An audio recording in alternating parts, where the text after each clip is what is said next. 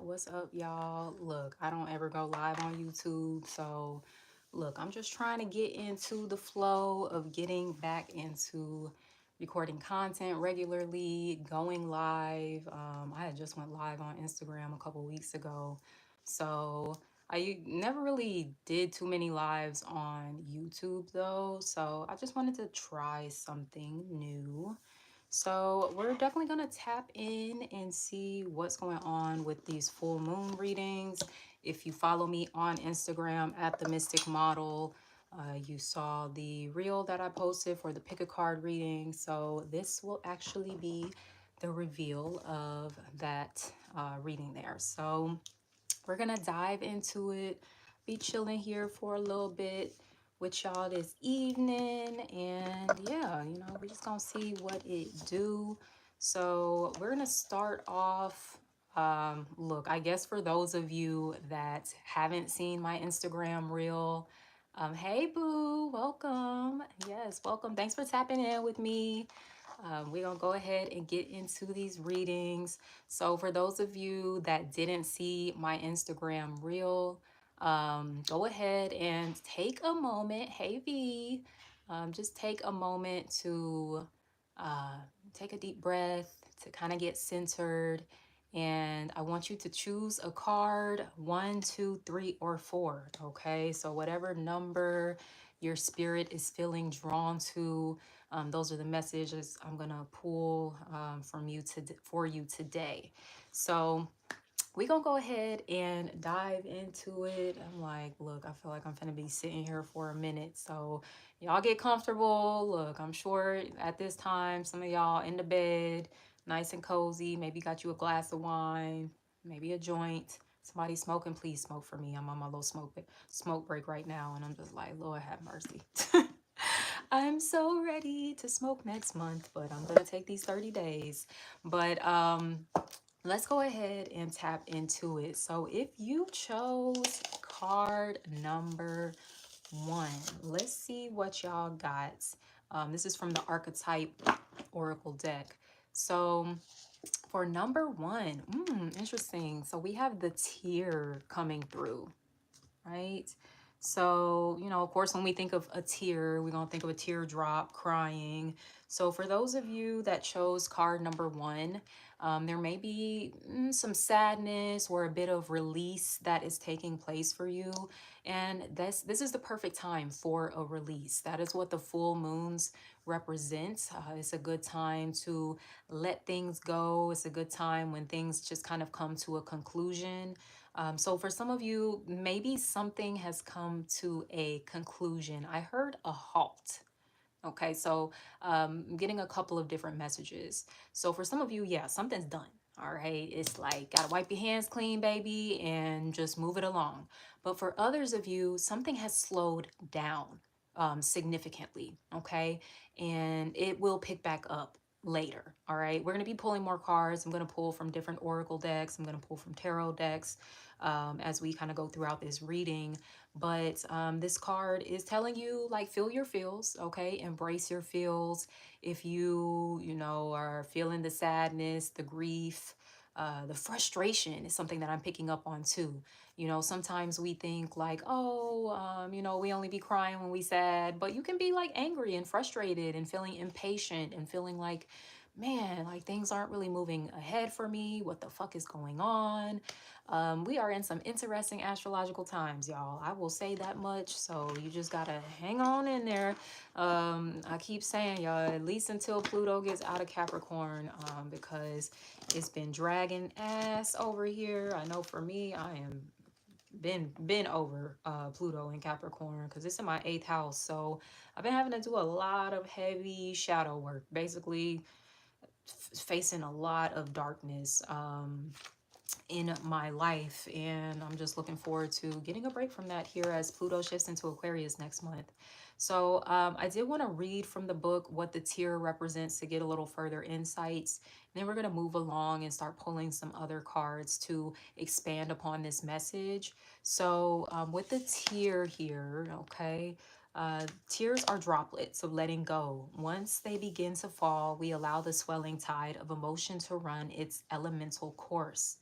Often the tear is what is needed in order for a conversation or situation to break into the next level of intimacy and vulnerability. Some say that tears are so powerful in softening our egos that they open up a portal to the unseen world. Through our watery eyes, the ancestors catch a glimpse of us, and we are reminded of their eternal embrace.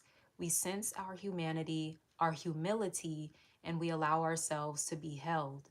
It is likely this card appears when there is grieving yet to do, a sinking down into disappointment or despair at that.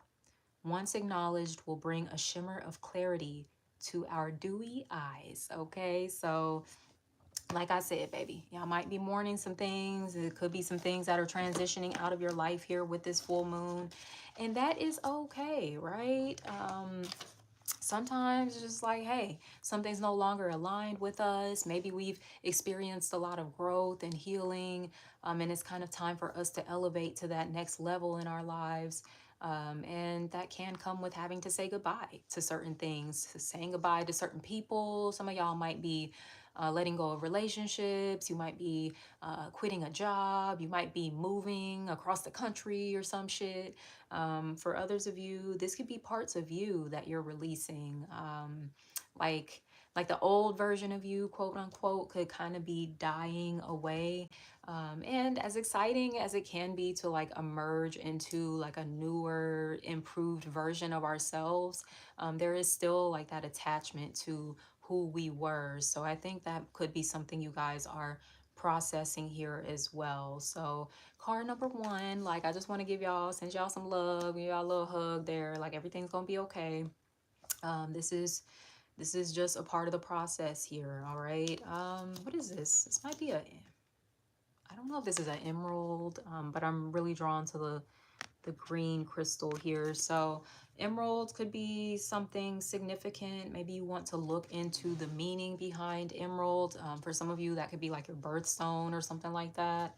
But yeah, like I think who's got, I think it's Taurus or May. May birthdays have emerald as their birthstone. So card number one, I could be talking to someone that has a birthday in May. Hey Shayna, welcome.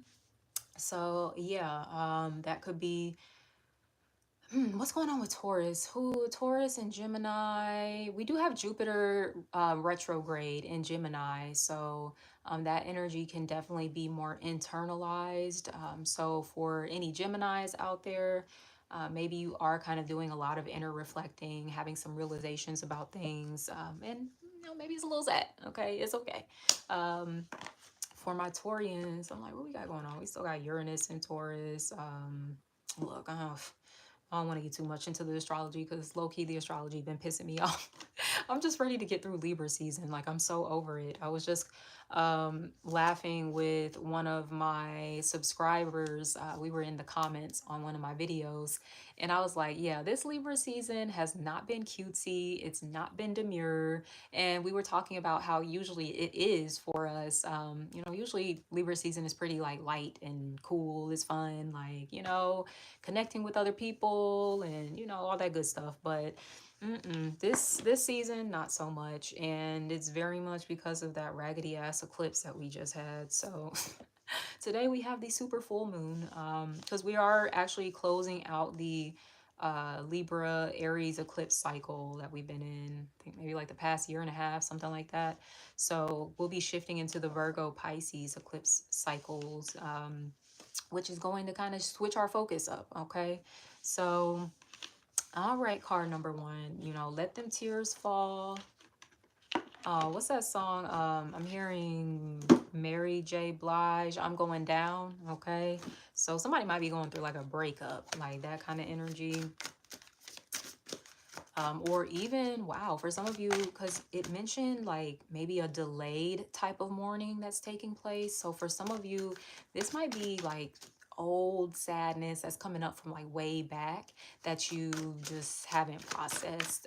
And it's like, all right, it's time to do that. Okay, so some of y'all could definitely be navigating those feels, navigating the grief. You got to face it at a certain point. So this is the time. And at least with this Aries energy, it gives you like the courage to just go for it. Just do that shit. Like, just face it head on. Okay, that's what Aries is all about. I'm an Aries sun. Okay, for those of you that don't motherfucking know, like, we ain't no scary asshole. So it's time for some of you. You gotta face your grief. Like, you gotta, hey, it is what it is. I gotta put on my big girl or big boy pants and really handle this. So for some of you, you might want to like research the stages of grief. You might want to look into like counseling, support groups, things of that nature to help you navigate whatever it is that you are grieving. So I don't know if y'all saw this card fly out of the deck when I was shuffling, but from the African goddess guidance, we have Iset's coming through, which is surrender, okay, associated with surrender here.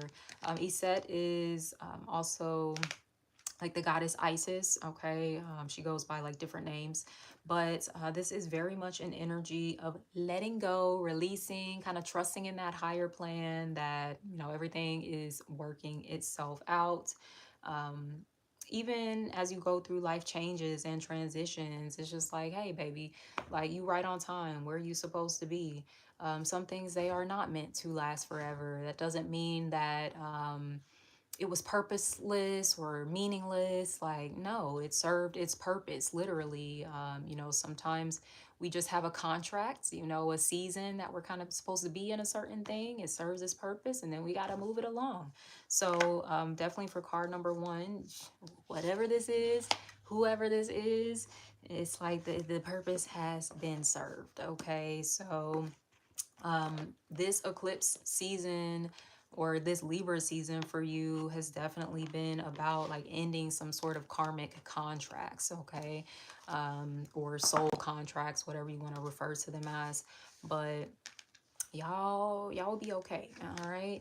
Some of you, you might be mothers, maybe like new mothers. I'm getting possibly like postpartum could be something that you're dealing with as well. So I definitely would encourage you to like seek some type of support for that, because I've heard, I'm not a mother myself, so I can't really speak on that situation, but I've heard that it can be like really rough, and it can take like a year or two for like a woman's body to basically go back to normal, quote unquote.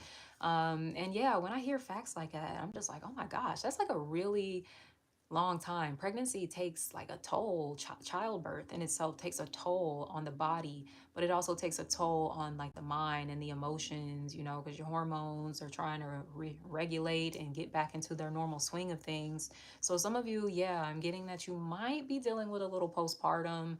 If you don't have children, you might be kind of feeling a little depressed or something like that.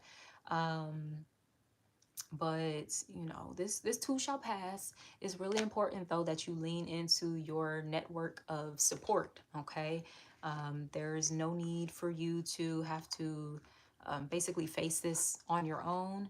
um, there's people that love you, that care about you, that want to uplift you, so let them. Oh yeah, this could be about letting others in, as the message said with the tear.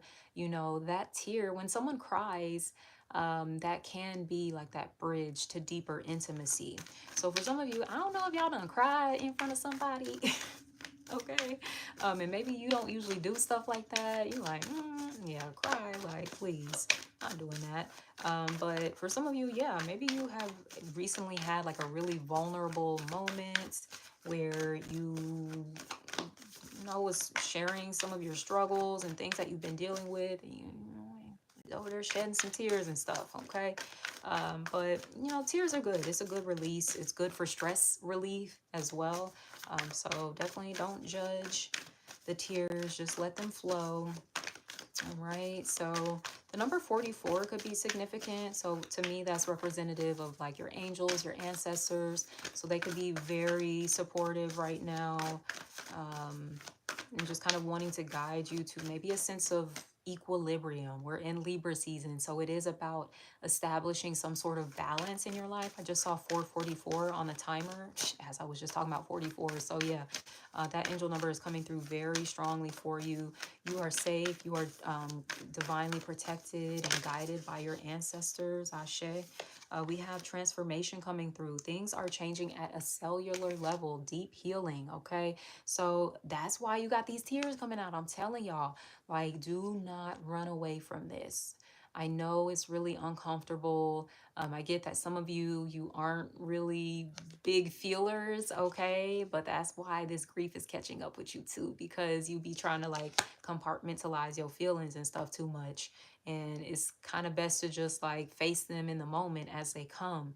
So for some of you, look, I'm sorry if the grief is having you seated right now, or you just on your ass and you just like, why am I so sad, Lord? What is going on?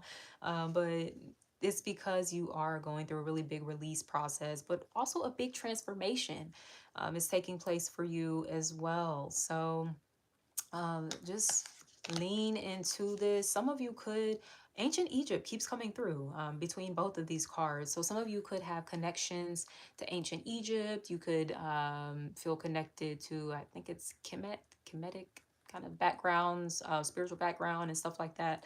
But that is coming through here strongly as well. You might have, I don't know, past lives and ties to ancient Egypt, something like that. Okay. But there is really powerful change that you are embarking on. Scorpio season is going to be significant too. Maybe kind of like leading into Scorpio season, which starts next week on Tuesday. I'm very much looking forward to it because, like I said, I'm kind of over this Libra season eclipse stuff. I'm just like, eh. Let's move on. But yeah, it does look like maybe even into Scorpio season. I ain't gonna hold you. You still might be feeling a little emotional because Scorpio season, woof, that is a water sign, okay? And it drags us to the depths of our psyche. So it's like you end up doing some really deep digging during Scorpio season. So don't be surprised if you still feeling a little tender hearted as we're shifting into Scorpio season. Shit, if you're feeling a little more tender hearted than usual as we shift into Scorpio season, it's good. It's you doing like a purge, okay? Because Scorpio is fixed water, which can also be fixed emotions, which means we're not processing the emotions. That's why it's called emotions. They're supposed to be in motion, they're not supposed to be stuck. And one thing about Scorpio, I'm gonna kind of talk a little shit about y'all asses. Y'all can get stuck. Y'all can get stuck in sadness, stuck in resentment, stuck in grief, hurt, bitterness. Like you can get stuck. So it's really important for you to unstick yourself here by really just embracing just the natural flow of your emotions.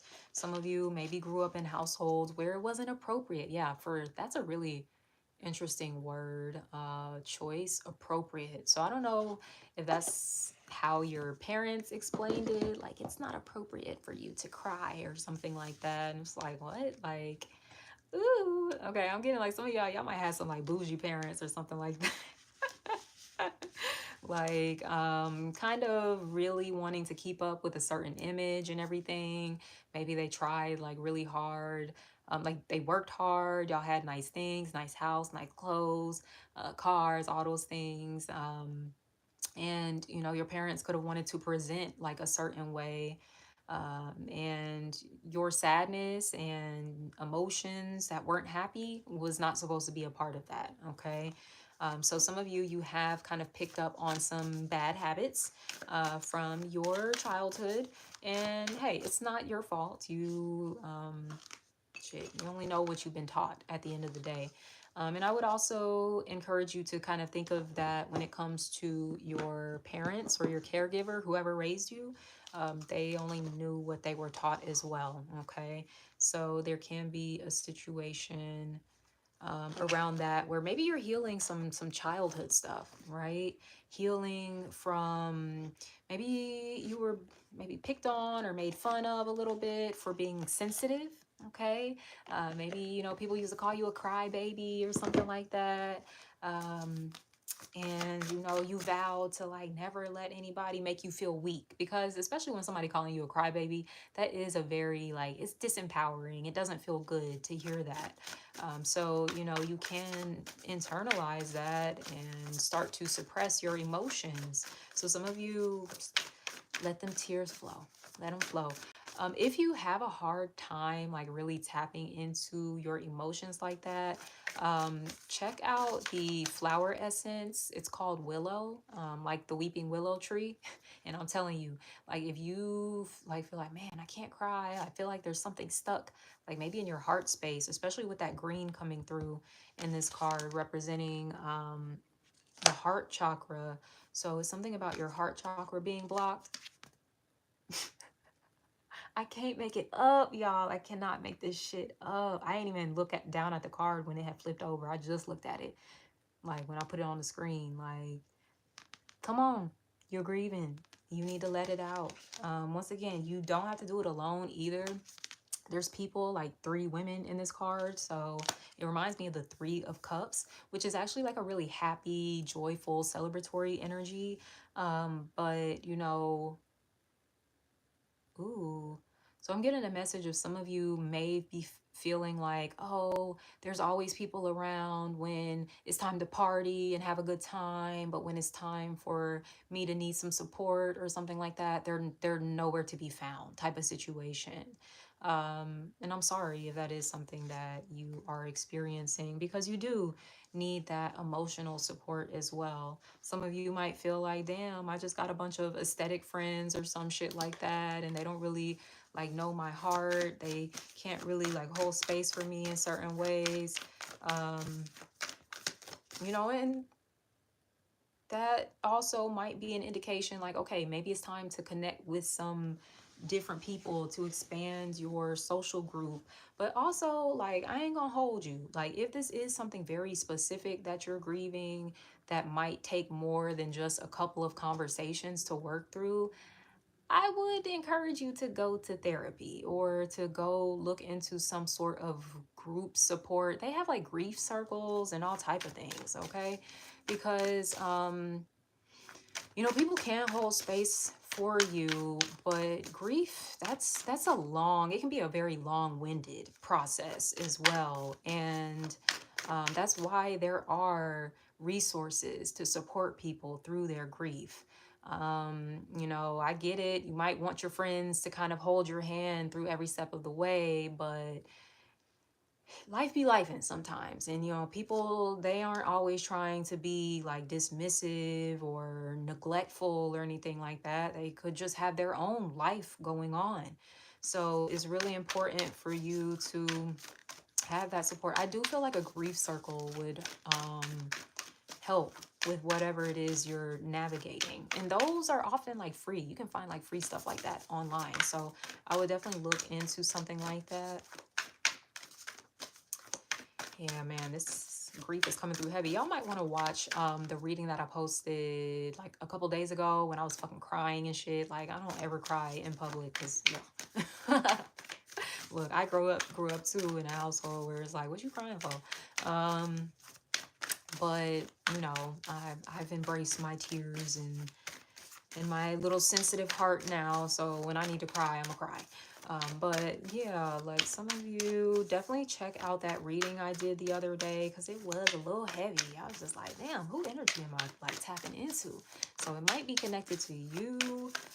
Card number 1 in some capacity, because it was a lot that was coming up in that reading. Maybe even some stuff around like the mother wound, the relationship with your mom. Maybe you could be grieving the relationship with your mom that you wish you had, or you're grieving the childhood that you wish you had. I heard the relationship that you wish you had. Okay, so this could be for someone that's actually been kind of single for a little while, and they're just like, damn, like, where my person at? Like, what's up with it? Am I supposed to be alone for the rest of my life? You're not. Um, yeah. Oh, look, girl, I'm like, because tears, they definitely be contagious. I'm like, if I see somebody cry, like more often than not, I'm probably gonna start crying too. Um, unless, look, I've had moments where I've clammed up when people have cried around me, and I'm just like, yeah, what the fuck am I supposed to do? I ain't gonna hold you. I've had my moments where maybe I wasn't the most emotionally intelligent person, for sure, but we working on it. But let's see what else we got going on here for card number one. Butterflies could be significant. You might have a tattoo of a butterfly, maybe a blue butterfly. Blue also is connected to your throat chakra, okay? So it could be something about like expressing your grief could be important for you right now. So that can be like writing about it in a journal. But like I said, the support group, because you it's something about you needing to talk about it. You need to talk it out, okay? That's why I do feel like some of you might be in a season where you are needing like specific support, okay, that maybe some of the people in your life, they just can't give it to you, maybe in the capacity that you want them to, okay? Because I don't want to frame the people in your life as bad, because I'm not seeing that. I do see that people support you um in whatever it is you're dealing with, but this might be some extra deep digging and diving that you're doing into your psyche that the average person, they just really ain't got the capacity for all that. And we keeping it a buck, they're not a therapist. It's not really your friend's job or your mom's job or your significant's other job to help you heal like stuff from like your childhood and your past. Shit, they didn't even know you then. Like, and once again, we have to take accountability for our own healing, for our own transformation. So it's like you got to find the tools and the resources available to you to work through this shit. Okay, so like I said, I know everybody ain't got money for therapy and shit. Look into those grief circles. Even go online. Hell, look into, I'm sure there are like social media accounts that are specifically tailored to like grief and processing and navigating and stuff like that. So some of you might want to look into more information, social media content, maybe online communities that could be available to you. Yeah, everybody got a goddamn online private community these days. So I'm very sure you can tap in to a grief like support group. Okay.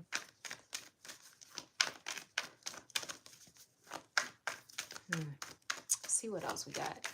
Girl, I'm like, I see you over there laughing, Crystal, at me, like, because I'm like, whoa, I ain't gonna hold you. I've definitely been squirmish over some tears before. I'm like, well, I wasn't expecting that.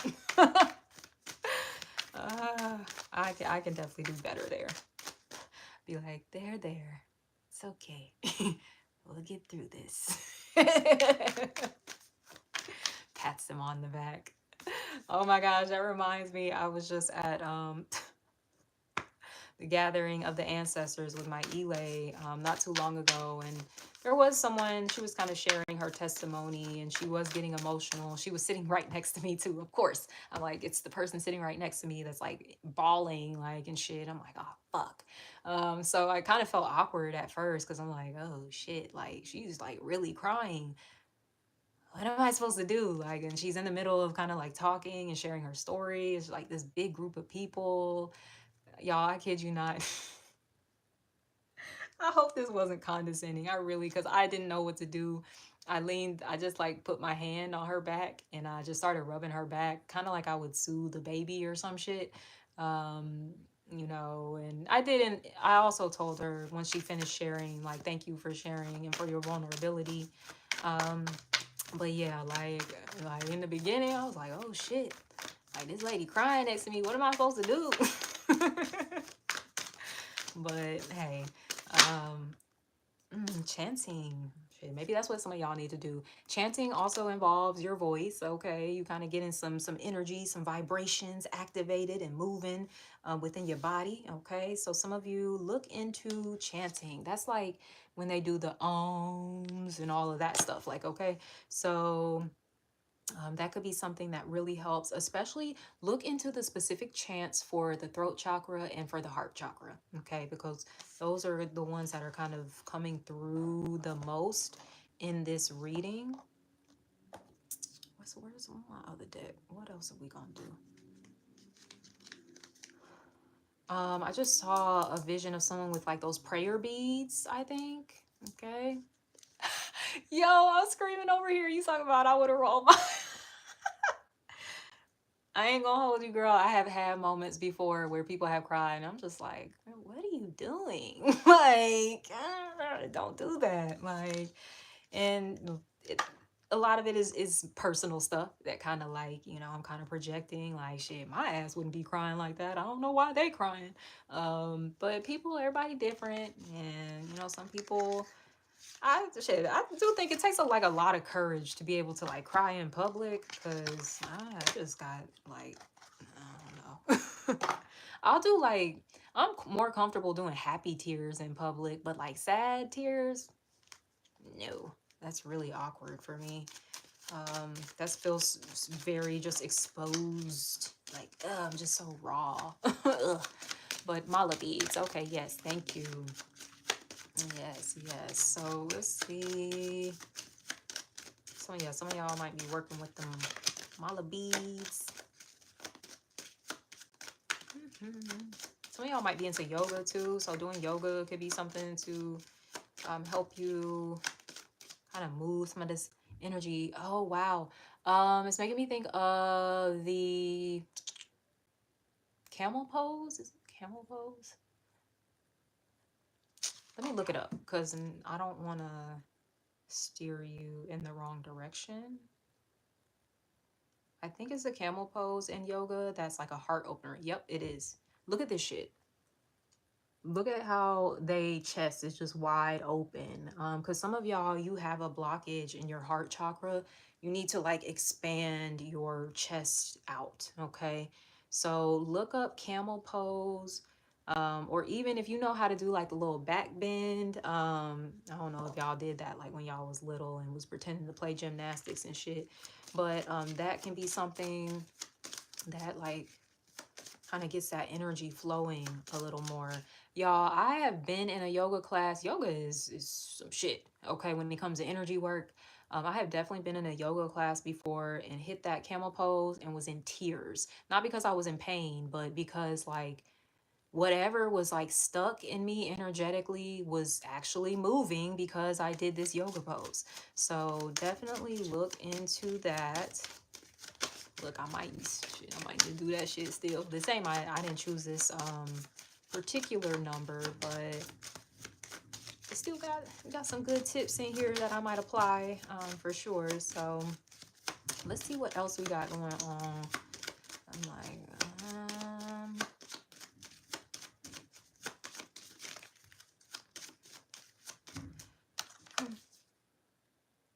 someone wear flowers in their hair. This is cute. I'm just seeing the flowers in her hair. So I don't know, somebody I could be talking to, they could like have natural hair and they can adorn their hair with flowers. I'm even getting cowrie shells, like different beads and stuff like that.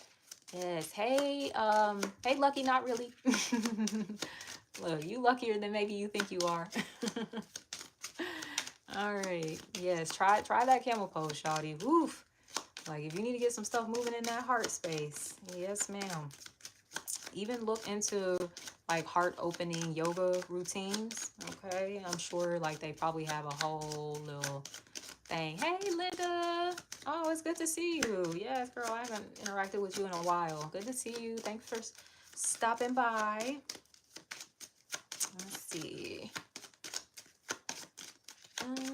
So I mentioned the number 44. I need to look up this other number on the archetype oracle card, because it's what's it called, Roman numerals. I don't know them off the top of my head, so I ain't even gonna pretend. Every time I use these cards, I be having to Google what Roman numeral is this. So I'll look it up in a minute, because I like to get into the numbers. Oh, the number 8 is on this chanting card. And you have the 44. 4 plus 4 is 8. So for some of you, yes, it's about getting your emotions flowing. Like I said, they're emotions. They're supposed to be in motion. They're not supposed to just be like stuck and stagnant, right? And when you suppress your emotions, they become stuck. They become stagnant. You might become stuck and stagnant. That might be where some of y'all frustration is coming from in life. You might be feeling like, I'm not really progressing. Like, what's going on? And it's because you're not processing some emotions. That's what's going on.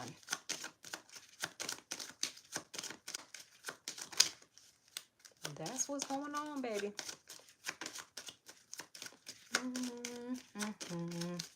Let's see. Okay. Look at this. Come on. Transmute. And look at the little heart, too. And I've just been talking about the heart chakra. You have the ability to transform tough times and challenging energy into a multitude of things.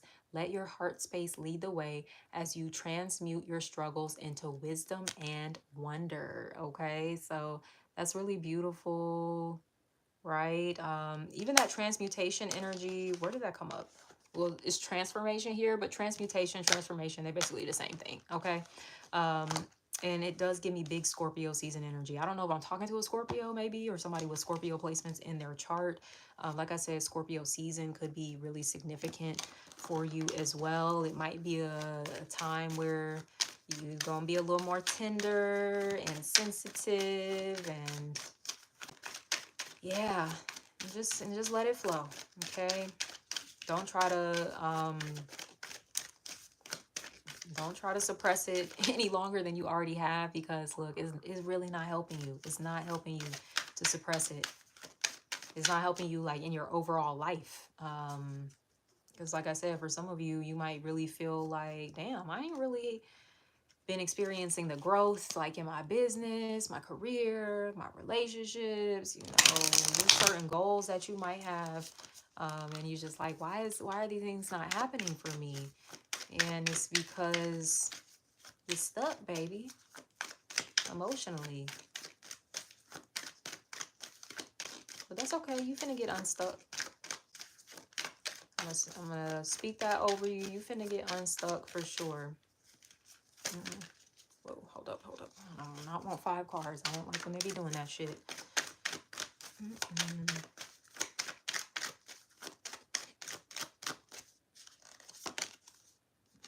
Come on. It's so beautiful. Your affirmation, self-compassion. I am deeply loved at my best and at my worst. That's a powerful statement. I am deeply loved at my best and at my worst. Okay. So that's what I was saying. The 3 of Cups that I was picking up on in my mind's eye. Like some of you feeling like, damn, like, you know, people, they love to be around. Like when I'm up, but when I'm down, where are they to be found? Like that type of thing. And it's just, yeah, like that's a real thing. You know, I'm not going to invalidate your experience because I don't know your experience either. So, you know, people in your life, they definitely could be on some, yeah, bitch, I'm just trying to have a good time and shit. I don't want to do all that other stuff. And hey, that's their prerogative, but you definitely need to have people around that can support within their capacity. I feel like I got to keep saying that because for some of you, this is some really deep stuff that like only a professional that is an expert at navigating grief. And that's the thing. You're expecting like regular people to be experts at navigating grief. And that's not like they didn't go to school to learn that. You know, shit, they might have also learned unhealthy coping mechanisms themselves. So they probably don't even process their own grief. So it's like, how are they going to help you process yours? Come on. Like,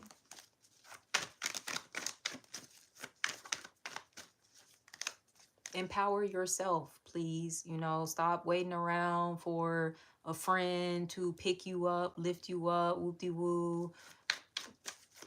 Shit, you better go out and find that friend. Sometimes that friend, and I use the word friend loosely when I'm talking about therapy because there are boundaries within that relationship, and your therapist is not your friend, they're your therapist. Um, but yeah, like sometimes that is the friend though that you gotta go out and get because nobody else is really able to support you in the way that you need. Oh shit. Emotionally. So don't be afraid to look to other resources. You might be just kind of Just doing the regular thing. Well, my friends are supposed to. Like, yeah, your friends can hold space, but they ain't your therapist, okay? And I'm not trying to be an asshole about it, but you know, I've I've had to like check myself on that shit sometimes. Like, oh wow, I'm kind of bleeding, you know, out on my friends and shit, and I really need to go heal. Like, this ain't got nothing to do with my friends, really. Like, this is my childhood stuff.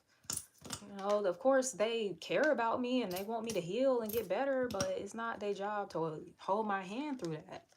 You know, and then I've also been on the other side of that too, where someone's kind of expected me to hold their hand the entire way. And I'm like, baby, I'm not a therapist. I can't do that.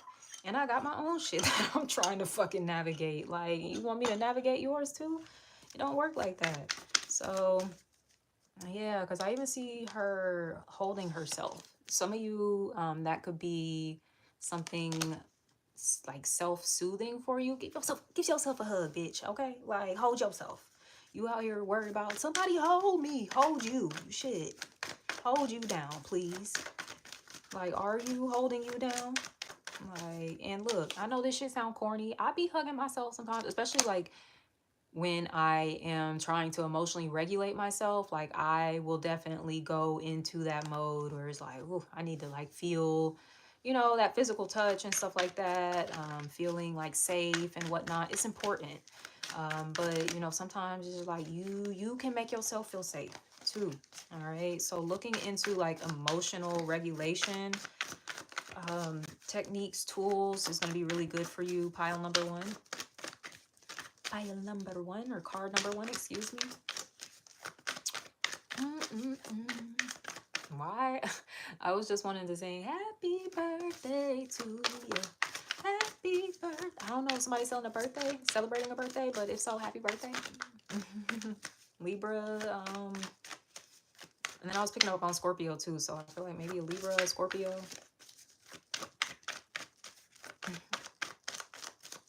Let's see, we're gonna pull something from the tarot, and then we're gonna get into the next pile, y'all. I know for those of y'all like, damn, shit, she on this for a long.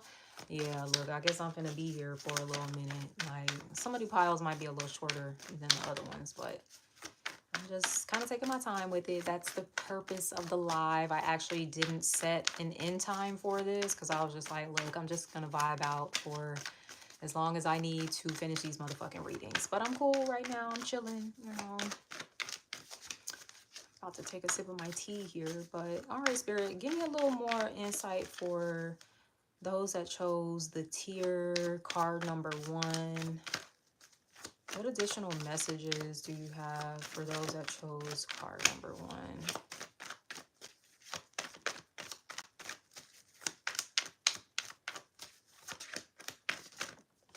Okay. 10 of Wands. Hey, Yami. Welcome. Yamile. Welcome. But we got the 10 of Wands. Okay, so this is about releasing, right? Letting go of those burdens, the baggage. This is a karmic completion too that I was talking about. But some of y'all, you are carrying some very heavy burdens, and this is someone that's carrying them by themselves. And I know that's not really a fun feeling. It doesn't always feel fair either. Um, but you know, it's that saying, like, we kind of all have a cross to like carry or whatever. And this is kind of your cross. And once again, I know it might seem unfair. It's something about your trauma, your childhood experiences, that you're looking at, and then maybe comparing them to other people's. And it's like, don't do that. Like, you know, this isn't the struggle Olympics or anything like that. Everybody has a struggle of some sort that they kind of have to work through. So the more time you spend kind of, you know, looking at everybody else struggle, the less time you have to look at yours and to heal, you know, whatever is going on within you. Okay. But yeah, this is huge full moon in Aries, and the number 10 on here representing October. So the full moon in Aries being in October as well. This is the wand, represents that fire. So, you know, this can be burning through like old trauma and shit. You got the King of Wands. I don't know if I'm talking to a fire sign, maybe. Aries, Leo, Sagittarius, man, woman, whatever you identify as, okay? But also I'm getting like, man, this is like, and I know it sounds so cliche, like what don't kill you make you stronger, but this is literally that, okay? I'm also hearing heavy is the crown, okay? So some of you, you literally are, you know, you got this crown on here, um, and it's heavy sometimes. I get it. Like if anybody feel you, I do, okay? But also, you know, whatever these experiences you've gone through, they were not meant to, okay, maybe they were, all right? So maybe they were meant to break you, all right? But you're not someone that's easily broken. Don't let yourself like, nah, you don't have that spirit. It's like a spirit of defeat or some shit. If you feel like you got that, you need to get that shit up off you. You literally need to pray it up off you. We got the moon here too, okay? This is literally the full moon here today. Like I said, we got this full moon in Aries. And the moon, it illuminates the darkness. It illuminates the subconscious, okay? So the things that, like I said, we've been suppressing and kind of keeping inside, it puts a big shining light on it, like a fucking spotlight on your wounds, okay? So for some of you, it has like put a big spotlight on, you know, how you are still sad about something from, you know, childhood, or maybe it wasn't your childhood. It could have been something that happened a little more recently, okay? Um, but I do think it's deeper. The moon would suggest that this stems back to your past. And the mother, the moon. For me, this is the like attachment, the way we attach to our mother in when we're born. Okay, so this could be like the attachment style that you've developed with your mother, which is now, of course, the attachment style that you kind of maybe have with other people as well. There's something about that needing to be healed. I heard anxious, so some of you could have like more of an anxious attachment style. You might have had a mom that was like really overbearing, kind of always in your business. And granted, I know parents are supposed to watch over us and guide us and whatnot, but this person might have like, your parent might not have valued like things like privacy for you. Look, you might have been, and I think that came up in that reading I did the other day too. Your parents might have took your door off the door hinges type of situation. Like that's so uncool. Like I couldn't imagine. I was fortunate, like I grew up in a household where we could shut the doors. Like since I was little, like we could close the door and have our privacy. Um, so I think that's a part of why I am such a private person too, because I've just always been given that space to kind of be to myself and have shit to myself. And you know, sometimes it's kind of, it's pros and cons to that shit too. It definitely is, because you know, if you're someone that kind of grows up being more private, it can be harder for you to open up to people, which I have found at certain times has been a struggle for me. But I feel like I've gotten better at it throughout the years. But yeah, something about, you might have an anxious attachment style because your mama or even your daddy with the King of Wands, okay? Because this could be even like a, damn, this would be an overbearing kind of asshole of a dad, no offense. Someone that can damn near be a bit abusive. All right, so I'm sorry if that is something that you experienced, because it definitely has affected the way that you're showing up in your relationships. All right, but it's not just you, okay? I don't want to make it seem like, oh, it's a you thing. You're the only one that's being affected by this shit, and you need to grow the fuck up. And yeah, no. Like, everybody is affected by their relationship with their parents or caregivers, all right? That's what the moon, like I said, represents the opportunity to explore, like, attachment wounds, attachment styles, you know, things of that nature. Explore the roots of your attachment style. You know, why am I like this? You know, consider how your upbringing was, because I'm sure it's had a big role to play in that, okay? Especially with your relationship with your mother. But I will say, since we have the King of Wands on the table, it could be the father too. So you could be healing like mother and father wounds. For some of you, okay, wow. So many messages coming through. Some of you are releasing a relationship. You might have found something out about someone, possibly. If you're not the fire sign, you could be dealing with a fire sign and you found something out about them. The moon can represent things that have been hidden.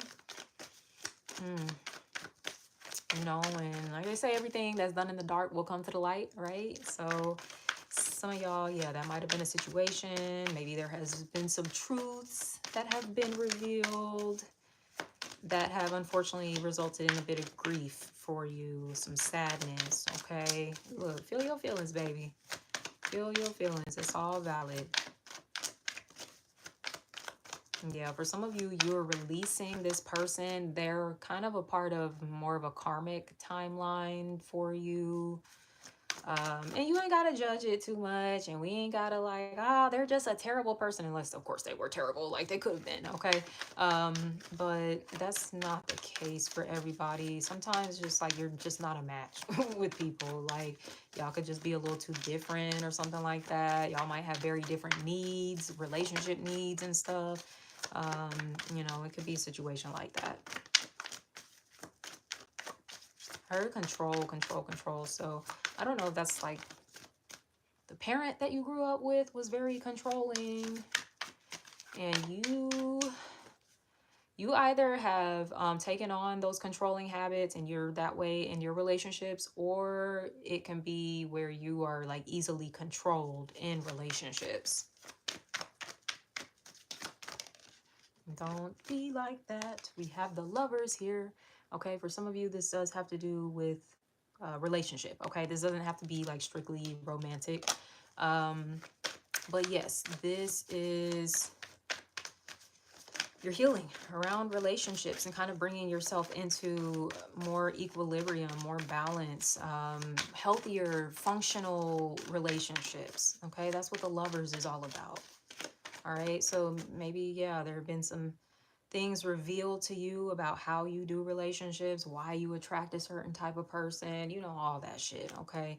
And you're getting the clarity on that, and it's helping to bring you into greater balance. So now you know, like, okay, this is how I maybe need to do things differently than I've been doing it. Because what do they say? Like, if you keep doing the same thing, it's like insanity or something. I don't know the exact quote, but yeah, don't be out here doing like insane, crazy ass shit like over and over, and you know, like, hey, this isn't really getting me anywhere. Um, so for some of you, yes, it is very much time for a change. You might even be at a crossroads here with this Lovers card, having to make a decision like, am I ready? Am I ready to make this change? Am I ready to commit to this? Am I ready to go on this journey of, you know, facing my shadow, facing my grief, you know, all of that stuff? And especially, I mean, I would say it's the perfect time of year. It's fall. We're transitioning into where it gets darker outside earlier. People gonna be inside. It's getting cold and stuff. What better time than to face yourself than during these seasons, okay? During the fall and the winter. So lean into it. You'll be all right. It ain't gonna kill you, okay? Spirit, do we have any more messages? They said one more. So one more card and we're gonna wrap it up and move into card number 2. Doing the same thing, expecting a different outcome. Yeah, exactly. It's just like, yeah, it never works like that. So it's time to switch it up. Card number 1. Like I was saying, even moving the energy around. Some of y'all need to move. You need to dance. I don't know, like, shit, you going out tonight or something? Maybe that's what some of y'all need on this full moon. Shit, going out to shake some ass or something, okay? Look, you need to shake your fucking chest or something while you at it. Like I said, your heart chakra is blocked, bitch. So open that bitch up, okay?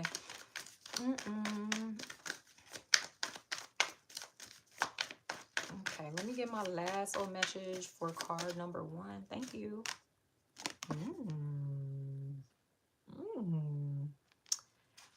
Well. Who is this Emperor? Some of y'all done left behind this King of Wands. And he cute. He actually fine, okay? He fine. He got it going on. He probably got a business, or he's a manager. He a boss. He do something, okay? But he fine. He got his shit. He's ambitious, but he ain't the emperor, okay?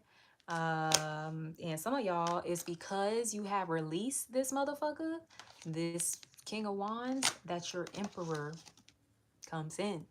Okay, so some of y'all over there dragging ass like, I don't want to end this cycle, like I just please cut it out. Okay, look, I'm finna get a little spicy with y'all ass, like cut it out, sis, cut the shit, bro. Okay, whatever, like, because yeah, you got an Emperor that is on the way to you. If you got a decision and that's the lover's decision, because sometimes this can be a choice between two, baby, it's clear as day who the motherfucking option is, and it's him.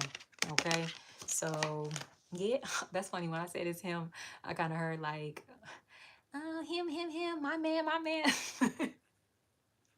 So some of y'all finna be on some shit like that, like always like referring to him like on your social media or something. Y'all are cute. That's really cute. This is also the Aries energy too, of this full moon. So releasing whatever this is, it's like you've been able to also take back your power. This is bringing you back into balance. It's bringing you back into your power. Like I said, you have been disempowered by some of your life experiences in the past and shit. You got to cut that shit out. You know, you got to stop looking at shit that way and kind of look at it from a higher perspective. All right. And some of you, you're going to be having this perspective shift with all this healing and crying and releasing and that you finna be doing. Okay. Like I said, if you have a hard time tapping into your tears, please look into the willow flower essence, because I will say it's not for the faint of heart. I used that for like 2-3 months straight and literally cried for the 2-3 months straight. So it be doing what it need to do. Okay, so look into that, y'all. But okay, this was cute. For pile number one, so we gonna wrap y'all up there. Like, I'm just like, I cannot believe I'm an hour into this. There's no way I'm gonna fucking be on this bitch. I'm sorry, everybody ain't gonna get an hour reading, so I'm gonna try and keep the time a little shorter on these next ones. Maybe number one just needed the extra time too, because yeah, y'all are kind of going through some stuff. You a little sad and whatnot, so you needed a little pick me up. But I do hope that picked y'all up a little bit. Y'all gonna be all right. Okay, so let me get my card situated and we're gonna get into this second card. I've got so many cards. I'm like, where's my stuff? Okay. Okay. And choose number one, but it feels like it chose. That's so funny. Oh, it'd be like that too. Like, I definitely, when I do these readings, I'll be like, oh, that's a little message for me. It's a little message for me right there, even though I didn't really choose that number. But yeah, definitely take what resonates.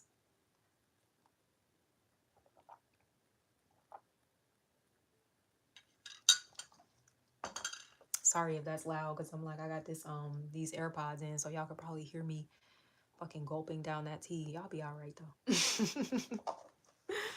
Y'all be all right. Shit, I be thirsty doing all this goddamn talking.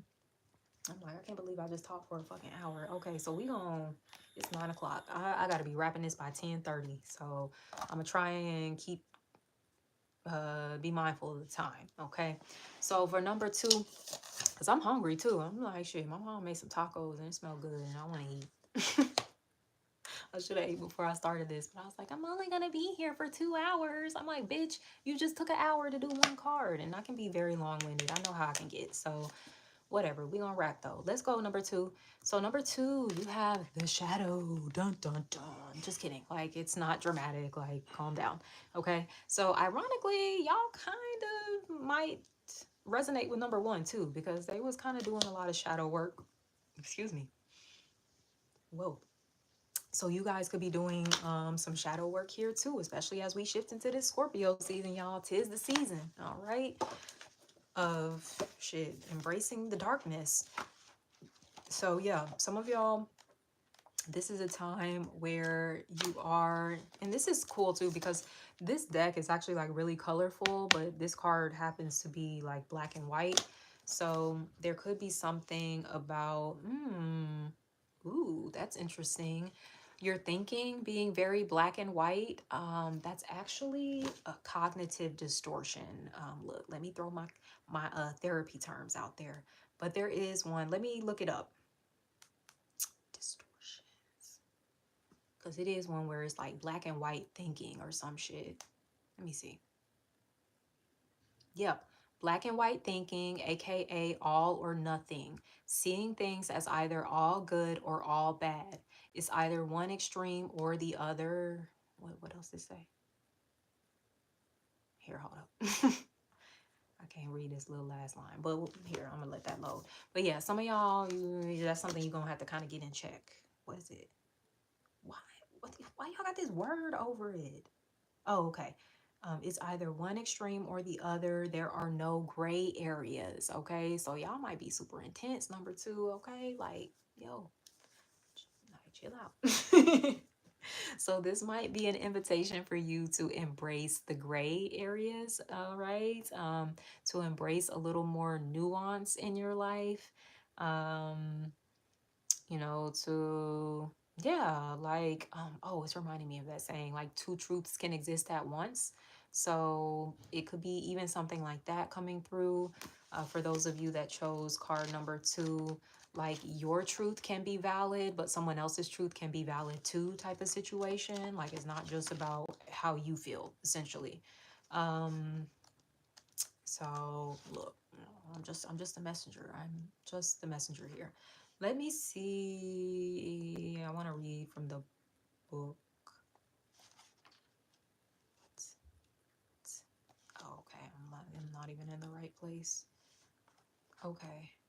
Okay. So the shadow is representing the unspeakable, the unwelcome, the denied. Although every card in the archetypes deck has a shadow potential, this card asks us to delve into the qualities of the shadow itself. We often think that the shadow can be purified, illuminated, and made right through effort and achievement. However, it is typically the case that our lofty pursuit of ascension and perfection is the very source of shadow material itself. By rejecting parts of ourselves and the world, we begin to separate from the whole.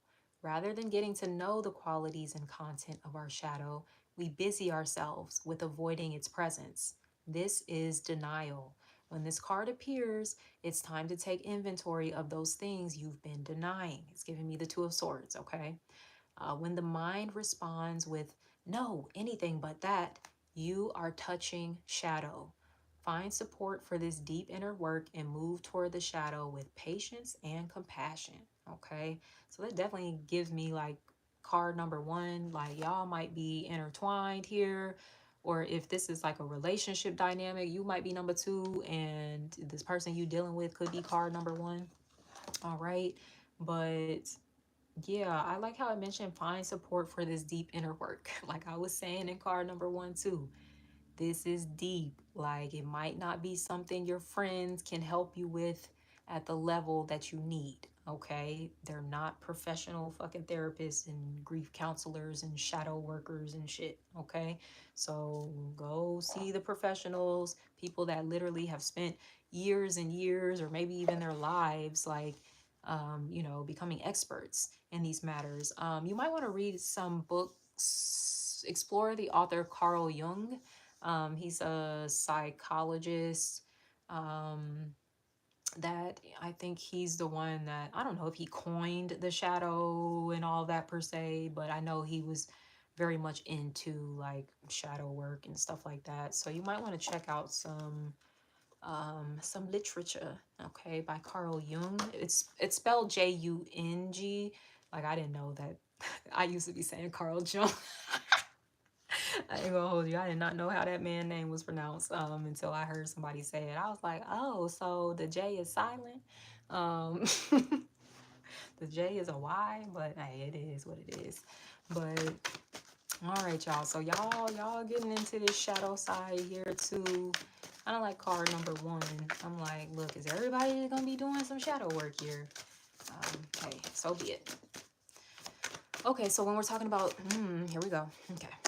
So when we're talking about the full moon, we're talking about, okay, the white representing the full moon, and then this other part is representing the opposite of the full moon, which is the sun in Libra.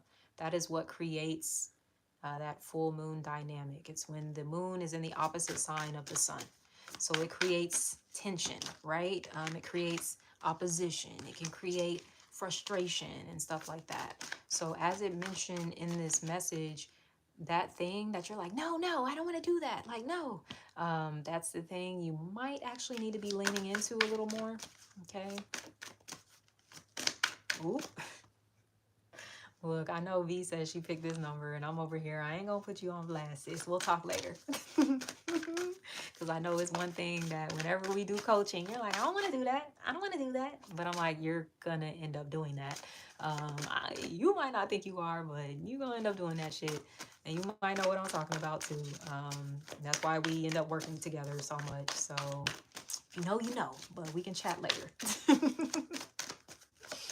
But yeah, like, hey, we all do this too. Like I said, even like when I used to be around people and they would cry or something, I'd be like, what you doing? Don't do that. Like,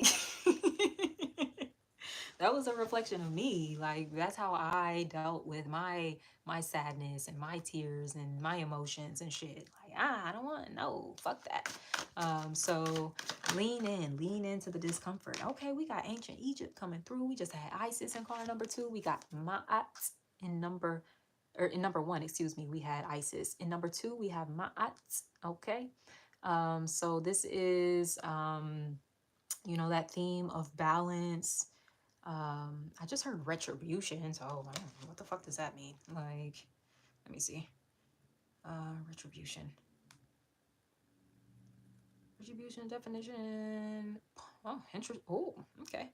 Punishment inflicted on someone as vengeance for a wrong or criminal act, which would make sense. This is a card of like karma. People kind of associated with that. So it's like, your actions kind of being weighed up, and then you kind of gotta deal with the consequences, like that kind of thing. So yeah, there could be something like that going on for you right now. Card number 2, like, and it doesn't have to be you, the one that's being punished. It could be somebody else. Okay, like, so yeah, that's really interesting, that retribution word that came through.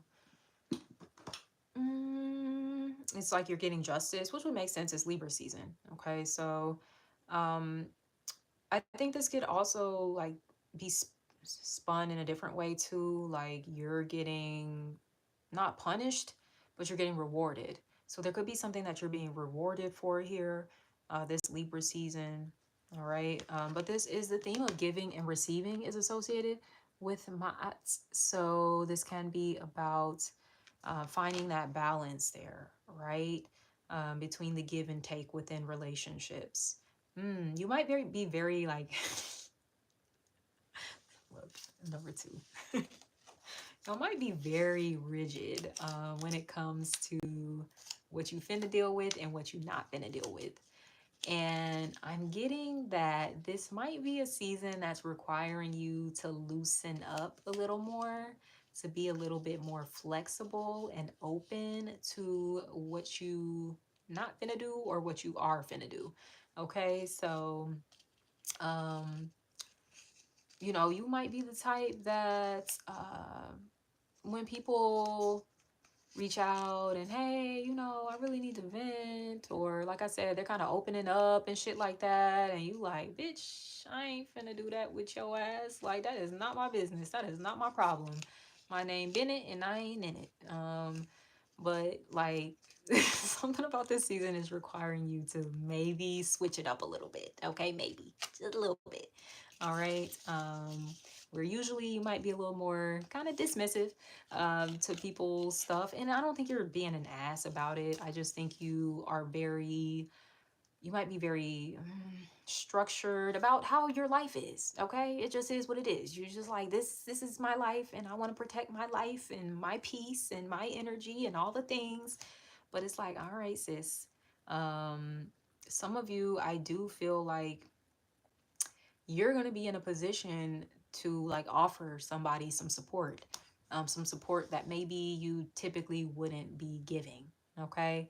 I'm not saying money, because I am the first person. Don't be giving folks money, because especially like friends and family and shit like that, you might as well chop it up to not getting that back. But yeah, giving and receiving. Look, hold up, maybe I'm speaking too soon. Maybe some of y'all will be giving somebody some money, but I will say, give them the money without the expectation of getting it back. Because, yeah, I don't think with this person, you might not be getting it back. They might have a little situation going on right now. And it's just like, yeah, baby, pay you back. Like, I don't know when that's going to be feasible. So you get to kind of navigate that how you do. I don't want to say how you usually do, because it's something about you needing to do things different. Okay. So cheers to navigating the gray area. All right. Things aren't so black and white. You might even be looking at someone's situation really black and white. Like, bitch, it's obvious. Like, you should do this. Like, don't do that. Well, you're going to be out here hurting somebody's feelings. Like, don't do that. We get it. You're smart and you're like practical and solution oriented, and you know, like, okay, this is a really easy fix, but you know, for somebody else, it might not be so easy. Okay. We have manifestation coming through with this full moon. Okay. So I don't know if some of y'all out there doing some moon magic, what you got going on, but you should be doing something, is basically what this is saying. Okay. So definitely, you got a lot of power right now. All right. Maybe you want to do, if you have been wronged in any kind of capacity, like you could be doing like a justice candle, like one of those court case kind of candles or something like that. If you are involved in a court case, you might want to go get one of them type of candles. What is it? I think I've only like used one of them candles like once. Um, Here. Yeah, they got like court case candles. So some of y'all, if y'all are in a situation, look into something like this. Okay, just Google court case candle. I feel like I've seen like other versions of this as well.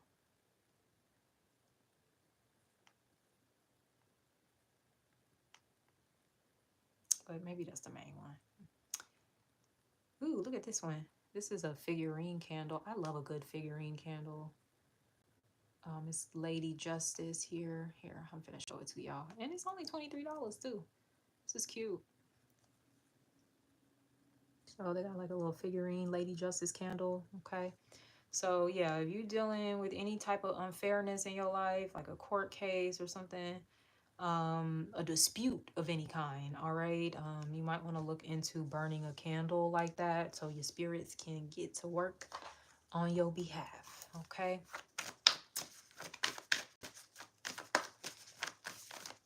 This is a time too, as you're doing maybe your own personal shadow work and leaning into the things that you typically would like it. Yep, don't want to do that. As you lean into that, it's it's actually creating more balance in your life, and it's actually lightening up your heart space as well. That's literally the concept of ma'at. It's always such an interesting word to say. Um, where basically when you die, she weighs up your heart against a feather. And if your heart is heavier than the feather, you don't get to go to heaven, essentially. Like, isn't that like, damn, bitch? Like, sorry, I have grief and sadness and resentment and shit. My bad. Like, life happened. Damn. But yeah, they ain't letting your funky ass in. They said, baby, your heart need to be light as a feather to get into these gates of heaven, okay? So some of y'all need to talk about maybe lightening up a little bit, okay, Miss oh my gosh, I'm thinking about my girl, is it Mona Leo, the rapper? She said something about, yeah, I'm real strict, Judge Judy Ho. Like, what's that song? What I said, Julio. That shit is so funny. She be cracking me up. She's like one of my favorite rappers right now. She's such a bitch, but I mean that in like a compliment. Because I kind of like mean bitches. I ain't gonna hold you. They be kind of cute to me. So, and she's a Taurus. And Taurus women, they can be kind of mean. I've had some experiences with them. But yeah, listen to her song. It's called Don, who not Julio like the drink. She played with the words a little bit, so it's Don, who like WHO, and then Leo, Leo. Okay, but yeah, she has a line in there where she talked about being like real strict, like Judge Judy. So some of y'all might be a little strict Judge Judy too. Whoop, it could be about maybe judging other people, okay, where you gotta kind of get that in check, right?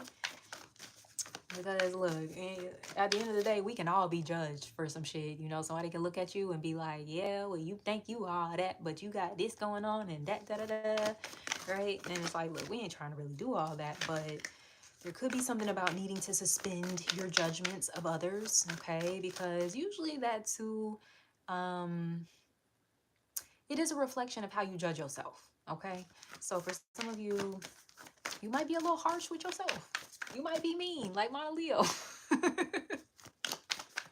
But yeah, it might be time to kind of be a little kinder to yourself, and then you will be able to be kinder to others. Maybe being more patient with others. And look, I know as an Aries, look, cause I'm there too. Like, well, I didn't choose this card number, but I know how we are, and we can be very impatient with folks. So something about you needing to be patient with people. I'm telling you, oh my God, these cards are so on point. Mirror, who or what is triggering you? Who's giving you the ick right now? Okay. You might actually need to lean into that situation, believe it or not. All right. So I want you, look, you probably already thought of the person when I was like, who's giving you the ick? You was like, oh, that motherfucker. Like, yeah. So about that, you're being invited to lean in a little more. You're invited to be a little more curious about why this person is bringing up these feelings in you. Really. Okay. Why they make you feel in this way. It's an opportunity to integrate, okay? So it's something about this person and how they're navigating things, processing things that maybe you can actually learn from, believe it or not. Believe it or not. So what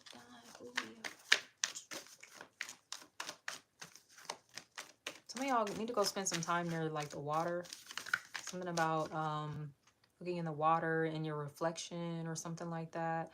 Somebody could be into water gazing, mirror gazing, scrying. That might be a divination tool that you use or are being encouraged to look into. Especially the mirror scrying. That is a thing, right?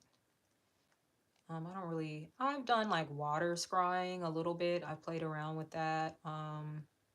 It's not enough to where I just be doing it for the public or anything, but it's a really interesting process.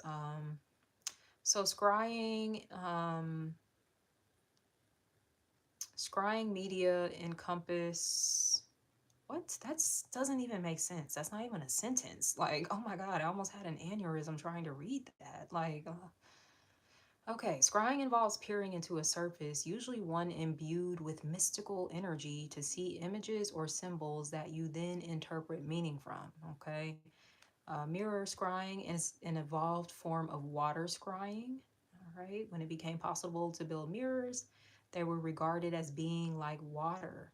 Okay, so yeah, something about the mirror.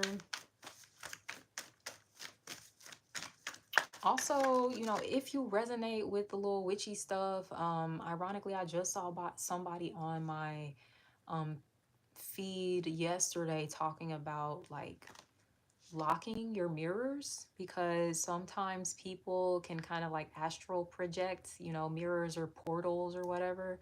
So people can like astral project and like send stuff through your mirrors, essentially, through that portal. So you might want to look into like ways to, I think that's the terminology, like locking your mirror or some shit. Let me see.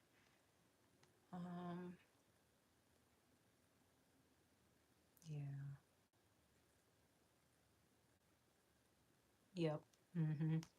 So I must give you maybe some quick tips. I haven't tried this myself, but I'm seeing a common consensus of using sigils. Okay, I actually used to use sigil magic a lot in my earlier witchy years, but you can look up sigils for protection. Just Google them, they be out there. Okay.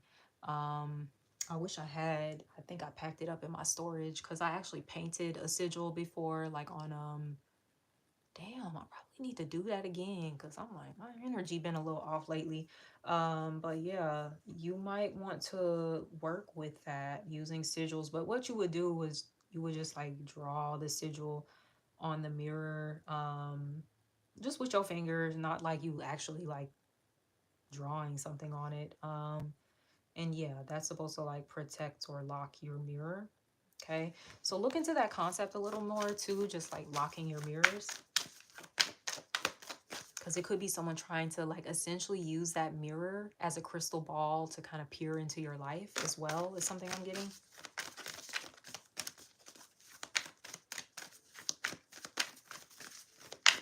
People trying to be a little too nosy, like all up in your business or something. Maybe that could be something that's triggering you. That might be something that does trigger you. People like trying to be up in your business. You might be someone that's a little more on the private side. So when people start asking like too many questions or some shit, you're like, who is you, the FBI? Like, why is you asking so many questions? Like, what? Ooh, look at the water coming through. I'm telling you, you need to be in the water. We have soak in the bath as your self-care. Okay. I said you need to go spend some time near water.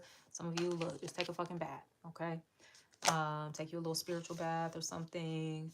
I like that. They got their candles all lit up. They got the crystals, the oils, and everything. So, even is this a sigil? Yeah, I think technically this could be considered a sigil. Okay. So, ooh, even when you take a bath, you might want to like draw a sigil um on the bath. Oh shit. Look, I feel like I'm unlocking some codes here and I need to go try that now. Because they have sigils for everything, not just for protection. They got shit for like prosperity, for love, for fertility, like all types of stuff. So whatever it is you're trying to manifest, you should draw that sigil. Um, now they I don't know if this is a sigil. This might be the fucking thing on the bath. I don't know. But for whatever reason, for me, it's making me think that a sigil has been drawn on this bathtub. Okay, so I feel like you should look into doing something like that. Your ass is literally finna enter into a portal when you do it.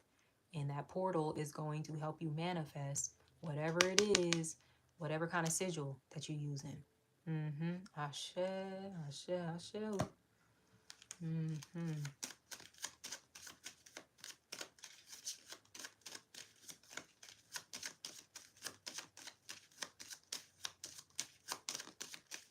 I'm seeing green on her toes, so you might be trying to get you some money. I know that's some shit. That's the energy I'm in. All that other shit, eh. Even if it's not money, it could be healing. Okay, healing of any kind, physical. Usually with the green, be more physical, but it could be emotional, mental healing. Shit, healing your finances. That's healing too. Shit. Excuse me. Oh my gosh, gross.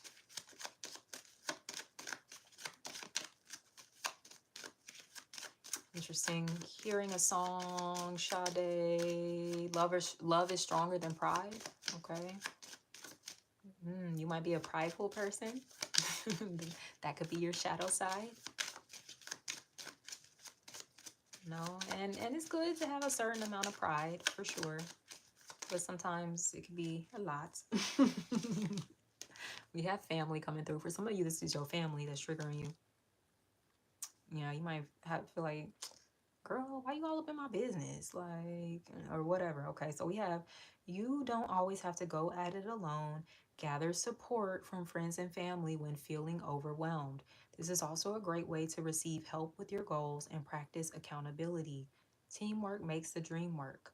So, yeah, like sometimes you might, I don't know, You might be a private person to a certain extent. So when people start asking you too many questions, you get a little fidgety. But people are actually asking you the questions because they genuinely care about you.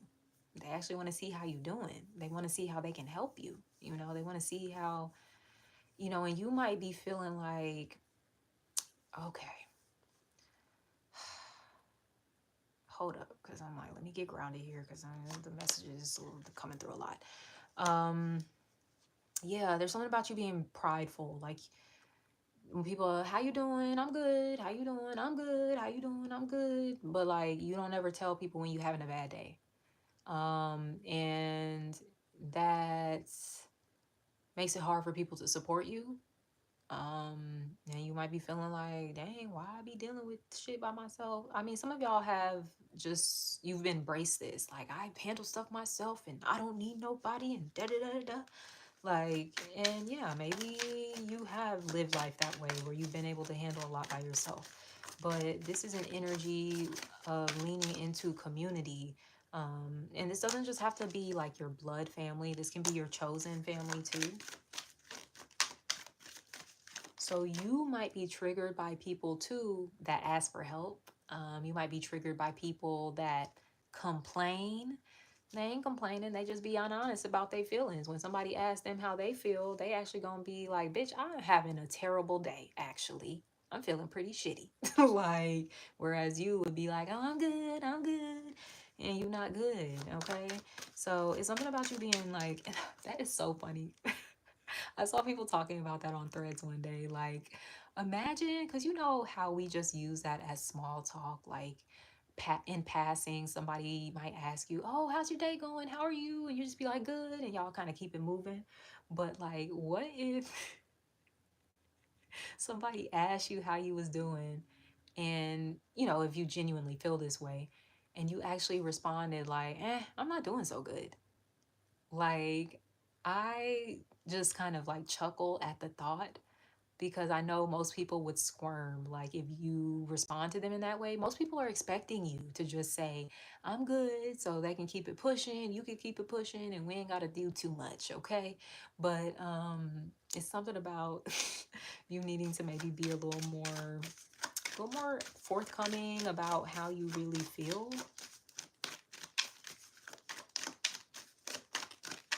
Yeah, and not considering it like you're complaining. You're not complaining. You're honoring your emotions. That's all that is. You're validating your emotions. You might have grown up having your emotions invalidated a lot, or you might have grew up having to like manage a lot of your emotions on your own. Okay, maybe you didn't really have parents that kind of modeled to you what it looks like to you know, process your emotions, face them, how to express them, how to release them. And most of us didn't have parents like that. Okay, it's more of these newer generations that are going to have parenting where people are more knowledgeable of these things. Okay.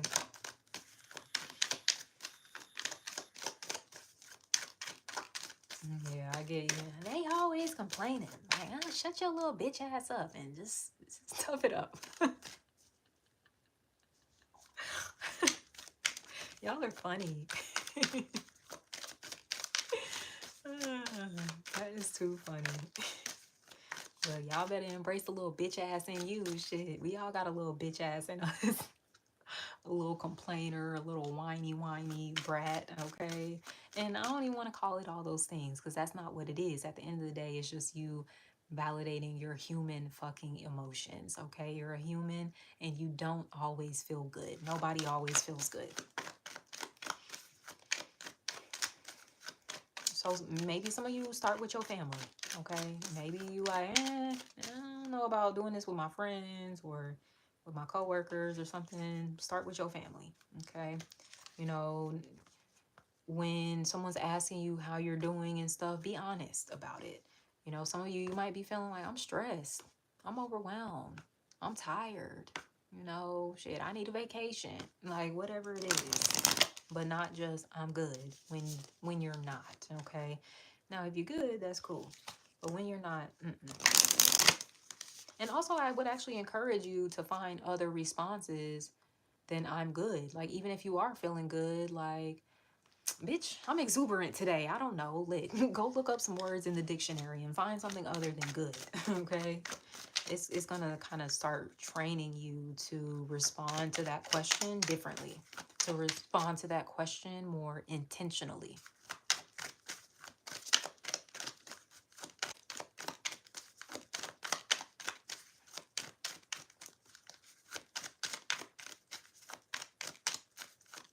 Because that too is what makes you really heavy hearted, when you always like, I'm good. But your heart is feeling something else and you're not really acknowledging what your heart is feeling. You know, shit, like that healing process, a lot of it is not, we don't even be having to heal a lot of the times. We just be having to be present with the emotions. Like, and when we acknowledge them, we, feel them, we express them, then the emotions move the fuck along. A lot of people in their healing processes that they're going through, they're addressing repressed, suppressed emotions that they've been stuffing down for years instead of feeling. So you guys can be getting a little more in tune with that heart chakra. Look, y'all need to be in that motherfucker doing the camel pose too. Get into that camel. Oh, God damn it, spirit. This shit, like, I love spirit. I really do. Like, I love what I do. Sometimes I be having my days where I just be like, man, fuck this. I don't want to do this no more. Like, but then when I do readings like this, I'm like, this is why I do what I do. We have self-image. It is safe for me to authentically express myself. And the mirror that I was just talking about for like fucking 10 minutes. Come on. Like, come on. Some of y'all need to look in the mirror, like on your bad days. Maybe you don't want to talk to anybody else about it, but you need to look yourself in the fucking eyes and be like, Womp, I'm not having a good day today, and you needing to acknowledge that out loud, needing to acknowledge yourself. Okay, so once again, it's safe for you to express. It is safe for me to authentically express myself. There we go. There we go. Okay, let's get into the tarot, and then we're going to get into card number 3. So let's get our final messages for card number 2, though. Judgment, come on. Suspending judgment of yourself, of others. Like I said, some of y'all little snooty toots with your little nose up in the air. Stop complaining. Like, it could be worse. Like, I mean, yeah, it could be, but it could also be better. It could also be better. So some of y'all might be kind of, accepting that about your own situation. Yeah, you might have grew up in a household where it was like little to no room for complaining. Like, mama would have looked at you like, shut that shit up. Like, I don't know if y'all saw that. 3 of Wands, okay? So it's something here you waiting for it to come in. But also I see this as you kind of taking some solitude for yourself. The water again. Some of y'all live near the water. Go to the water, okay?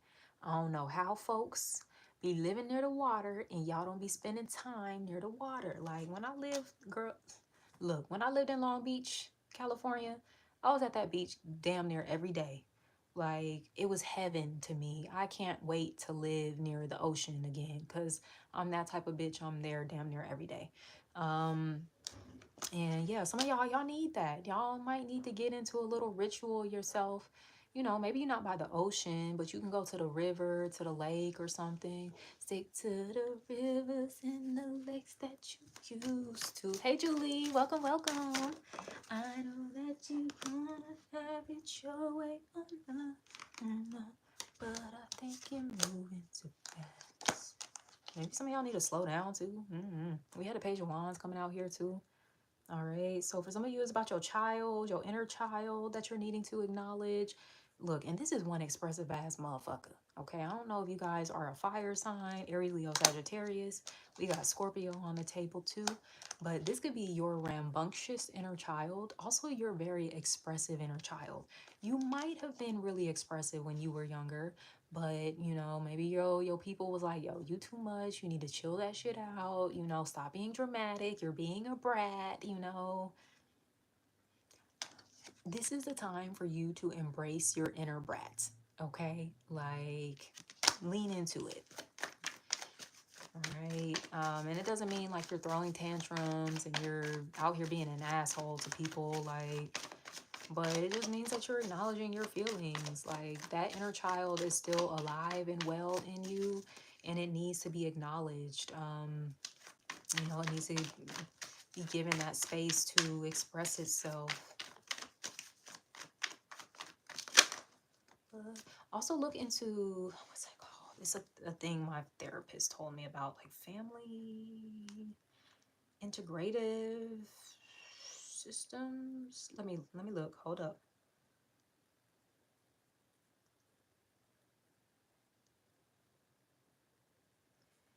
Internal family systems. There's a kind of therapy for that too. So if some of you are in therapy, maybe you've been in a certain kind of therapy. That's what people don't often realize. Like, it's so many different kind of therapies out there. It's not just the CBT, cognitive behavioral therapy. That's like the talk therapy that most people go into. There's like somatic therapies. Here is internal family systems therapies. There's trauma informed therapists. Like, some of y'all actually might need to look into someone that's a little more specialized, possibly in this internal family systems therapy. Okay. And I ain't saying you gotta dump your therapist if you really like the one you have, but maybe even just including a new therapist, like, in your care team. Okay, so maybe you just gonna see your main therapist once a month, and then you also gonna see this other therapist once a month too. So maybe you got these two different kind of therapies working together. So that could be something worth looking into. We have the Seven of Pentacles coming out here. This is that energy of slowing down, just kind of taking, where did I see it was something about slowing down here earlier? Yeah, I don't fucking know, but oh, I think it was with the Three of Wands here, and just kind of spending time out by the water in nature. You know, they out in the grass here in this Seven of Pentacles. So it's something about you needing to connect with nature a little more. That is going to be really healing for you as well.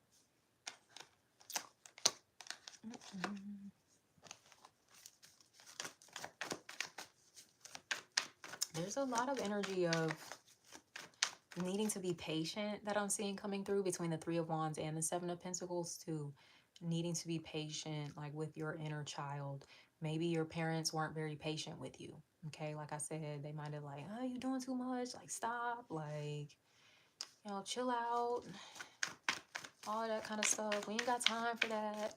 But it's like, you need to start making time for your inner child. You need to not be like so easy to dismiss them or whatever.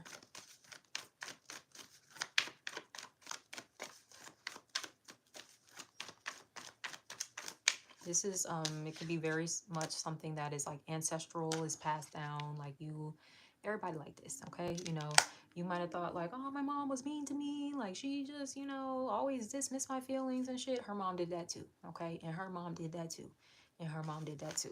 So, you know, but you get to be the cycle breaker, all right? And be the person that's like, yeah, nah, we ain't dismissing feelings. And, you know, some of you, look, you might have kids and you don't do that with your kids. You know, you hold space for them, and that's a beautiful thing. But I just also want to make sure you're holding space for yourself too, okay? Because your inner child still needs you, right?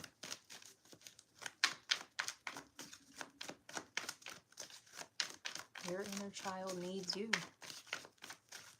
Because you're the parent. That's what the internal family system's about, is essentially this like theory that we have these different like roles within us. So we have our inner mother, inner father, you know, inner child, like all those things.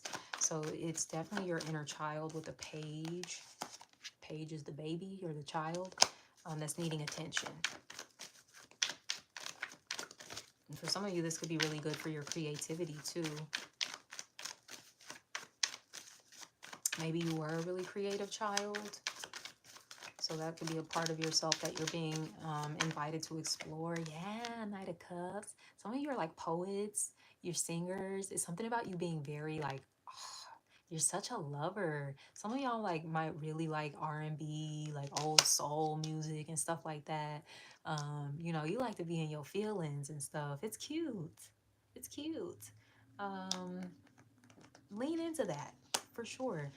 That can be a really great energy to work with when it comes to creating. And it doesn't have to be because you out here creating, you trying to be famous and the next Beyonce or some shit. Nobody said all that. Because look, it's only one Beyonce. Y'all know that. But, you know, this could just be something that you're doing for you. It's for your inner child. It's for them to express the myriad of emotions that they experience that maybe they don't feel like, you know, they really have the space, you know, for those emotions to always be held, right? But you can always hold those emotions. You can always hold that space for yourself. So this Knight of Cups is definitely inviting you to explore your creativity, explore your soft side, explore your romantic side, okay? That water keeps coming through pretty strongly as well. Y'all really need to go spend some time near the water. Or even, like it says, soaking in the bath, shit like that. All right, so okay, card number 2. We gonna go ahead and wrap y'all up. I cannot believe I started this reading at like 8:10, y'all. It is like 10 o'clock. I'm so long-winded. I am fucking ridiculous. And I don't know what type of time I've been on recently with the pick of cards where I do 4 cards now. It used to just be 3, but I don't know what I done got into, child, where I'm just like, we gonna do 4. I'm just like, oh my God, why would I do that to myself? But look, we gonna truck through this though.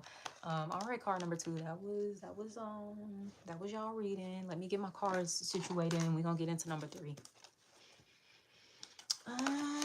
Get my cards situated. I feel like I damn near need me a little dance break, a twerk break.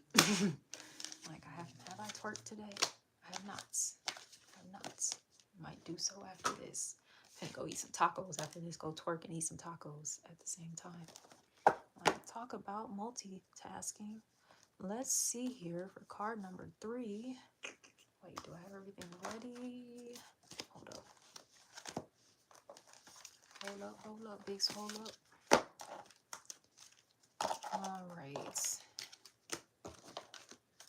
Here, let me drink some tea. Oh my God, I cannot believe I've been on here like almost 2 hours. Thank y'all for hanging in here with me though. I appreciate y'all. Y'all real sweet. Let's see. Where's number 3? Oh, wait, no, that's not number 3. Where is number 3? All right.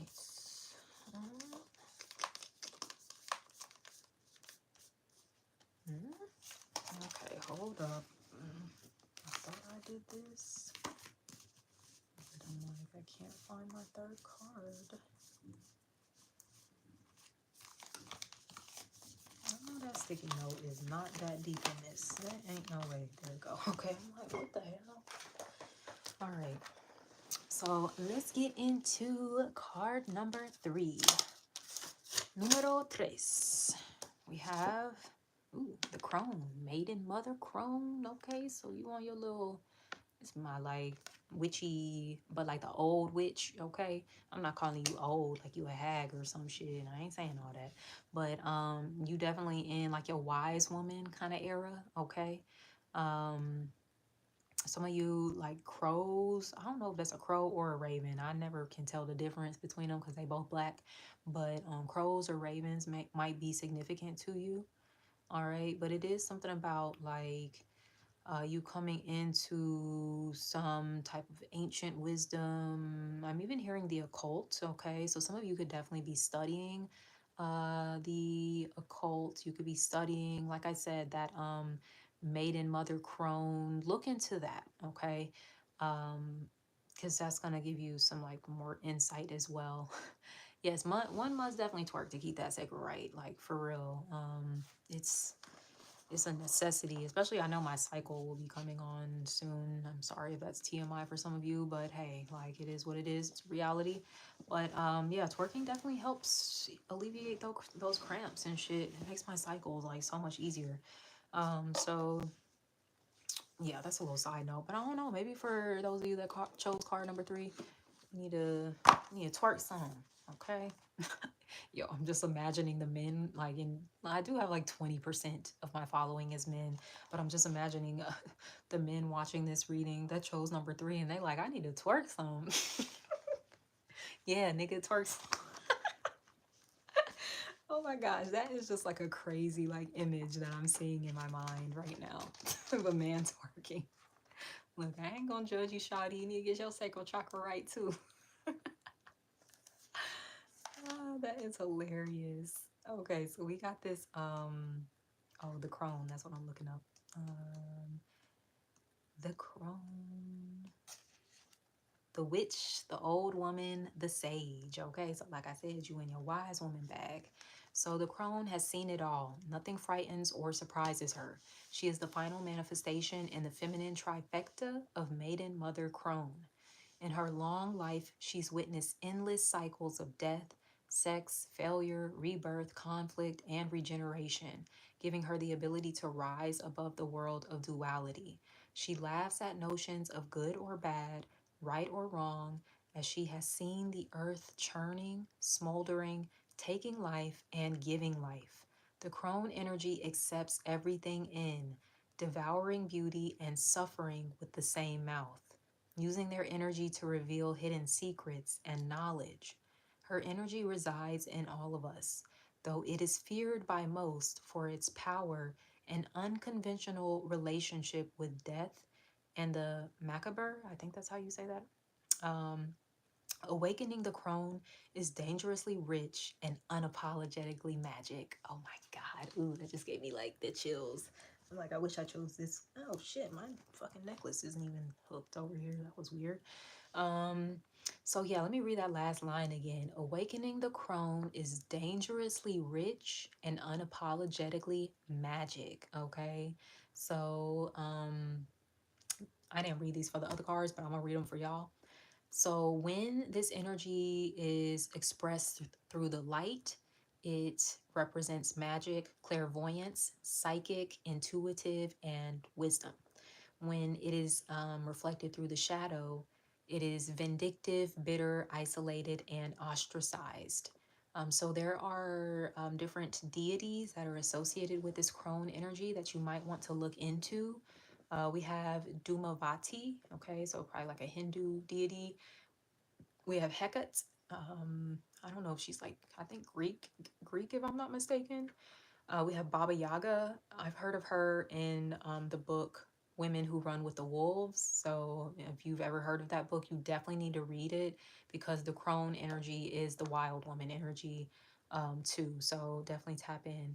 And then also Lilith, who is like one of my faves. She is actually the first goddess archetype that I ever worked with. Um, like way back, like when I first started my witchy shit, like when I was in my crone shit heavy, I was fucking with Lilith. Okay.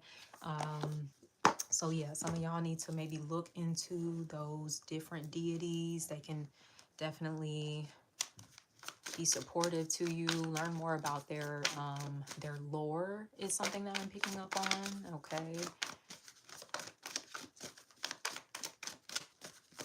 let's see what else we got coming through. Okay, so you got 2 goddesses that came through. I ain't mad at it. And they're both the old goddesses too. Oh my gosh, I love this so much. So these are definitely like crone energies in this deck. We have Gangang Sarah. She represents resistance. Okay, so this is not resisting just life. It's interesting because in this card there are 2 Saturns there in the back, the planets with the rings around them. You can see one there, and you can see the other one on the right. So Saturn is also that crone energy too. Most people think Saturn is like the masculine, like grandfather, but it's actually like the grandmother archetype. So some of you might be really getting activated in your crone energy, especially with Pluto getting ready to move into Aquarius. I do feel like it's going to be like the era of the crone, okay, of the witch, of the wise woman, all right. So I do feel like we will still, we've been seeing it already, but we will continue to see more of a rise of people that are interested in like the occult and esoteric new age stuff. I hate that word because none of this stuff is new age. It's like super old.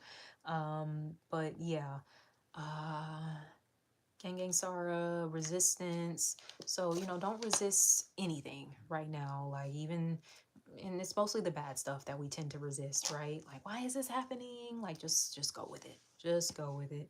And then you also have Nana Baluku. Okay. She's also Nana Baruku. Like, she kind of has different names depending on the part of the world that she's being revered in, but she represents seasons, okay? Seasons of life, transitions, things of that nature. Um, and yeah, like I was saying, to not resist maybe what's going on in this season of your life right now. You might want to resist it, but like lean into it, baby, okay? Because this is also like shaping you into the crone that you are meant to be. All right. Some of you are meant to have, like, I don't know why I'm like flinging this necklace around. I feel like I'm getting a little antsy, like a little kid. Like, oh shit, I've been here really long.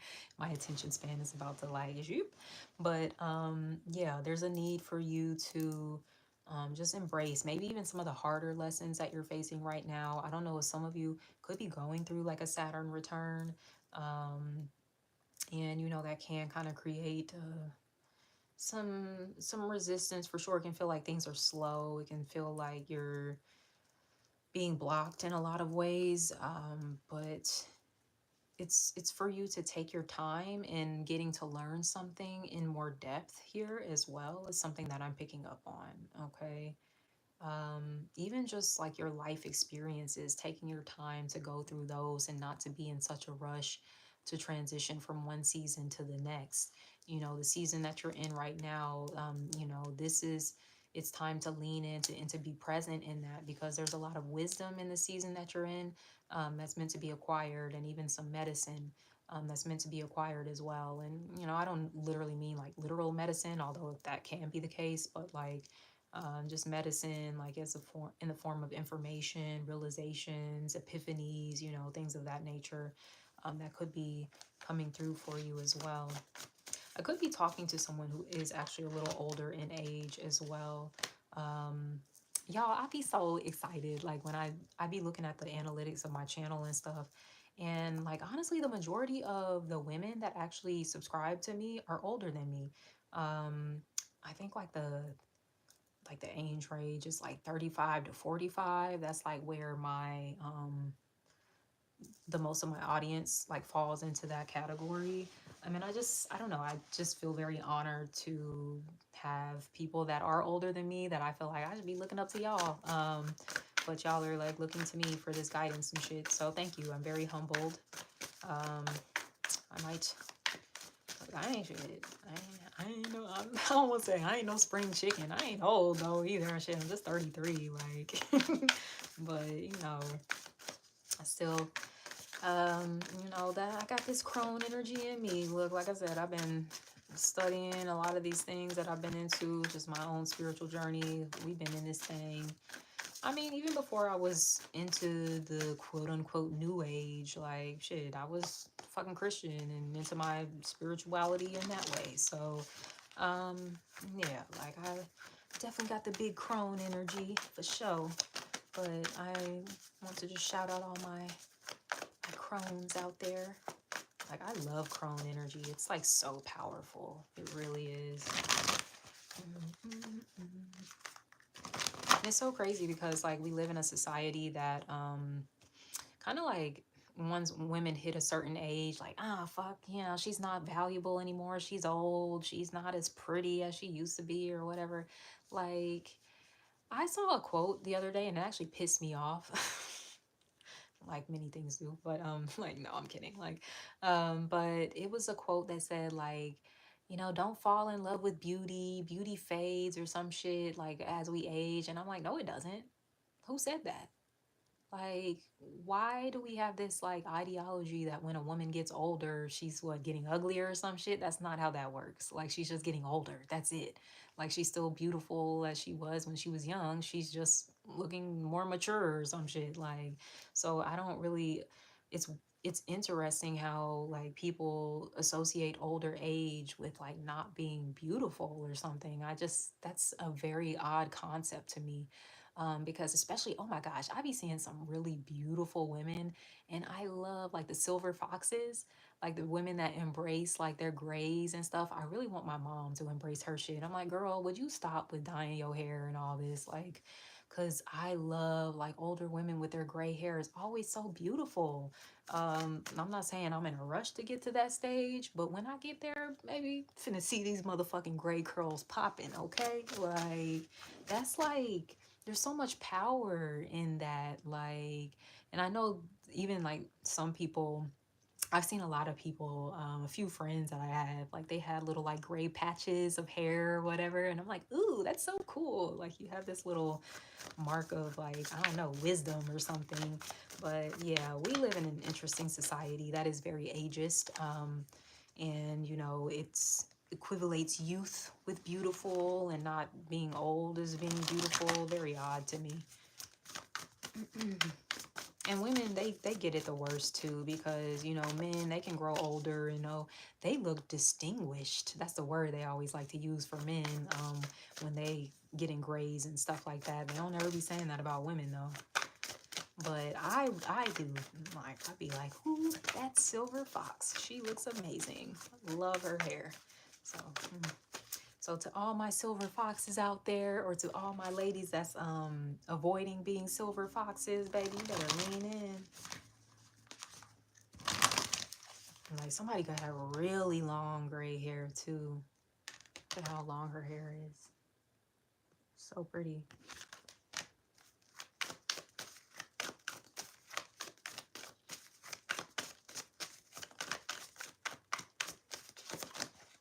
No, absolutely not. We're not doing 10 cards, baby. That's what we're not finna do. Okay. We have love, okay? Come on, love. Love yourself. This, it is for me like more of a self-love card, although it can be like love outside of you too that you're experiencing, but I think it's more so self-love. Okay.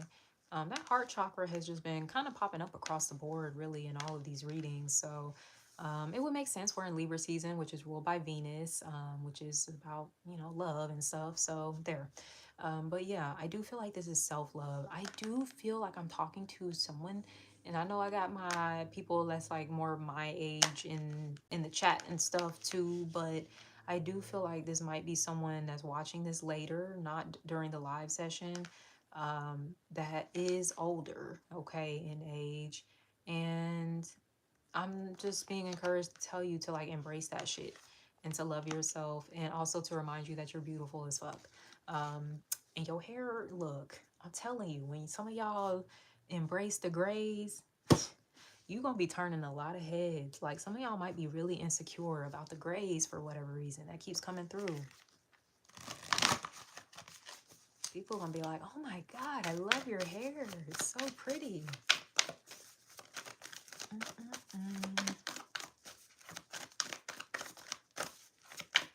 Yeah, because I could even be talking to someone that's more like in their 50s, even maybe even their 60s. Okay. I also see this is a really specific message. Someone could have started graying like earlier, like in their 20s. Maybe something significant about 22. It just means you just a wise woman. You was coming into your wisdom earlier. That's all that means. Okay, I'm also picking up, does Storm have gray hair from the X-Men? I don't know why I'm picking up on her for whatever reason. I don't know if somebody's watching the X-Men, if somebody's going to dress up as Storm for Halloween or some shit.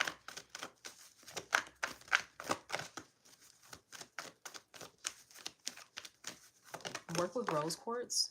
That's a good crystal for self-love, or just love in general. We have Akasha. Your guidance is divinely guided. Okay, some of y'all might want to look into the Akashic records, learn more about that. All right.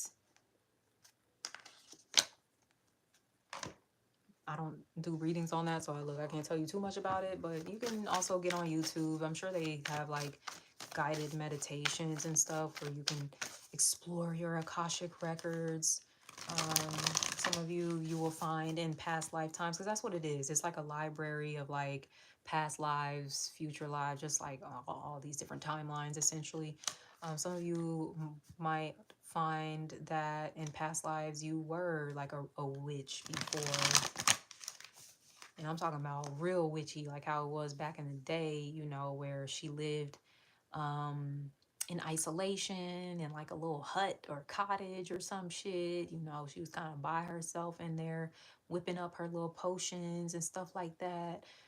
Like that was the witch archetype like back then. It has changed now in modern times. It's like people be witching and bitching, like just hey, like I got neighbors, I got people around, like hey, like I got my family in the house and I'm doing my thing, like that's cool. We in some different times now where the witch, she can be more integrated into society. So you might have a wound around that as well, of not feeling like you fit into society. But in modern times, you are meant to be tapping into this energy because you're meant to be helping more people than maybe you were able to help like back in like past lives and stuff. Some of y'all have a platform, like you are openly like sharing your spiritual beliefs and practices and whatnot.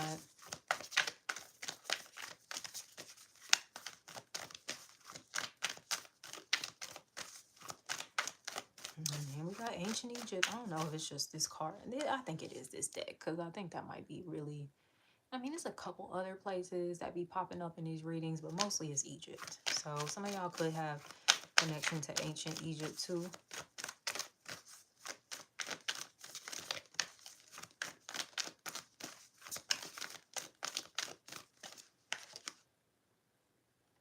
I don't. Someone could be sorry if I'm like using the incorrect terminology, like Indian or something. I'm seeing, I think it's called like a bindi, the little jewel on the head or whatever.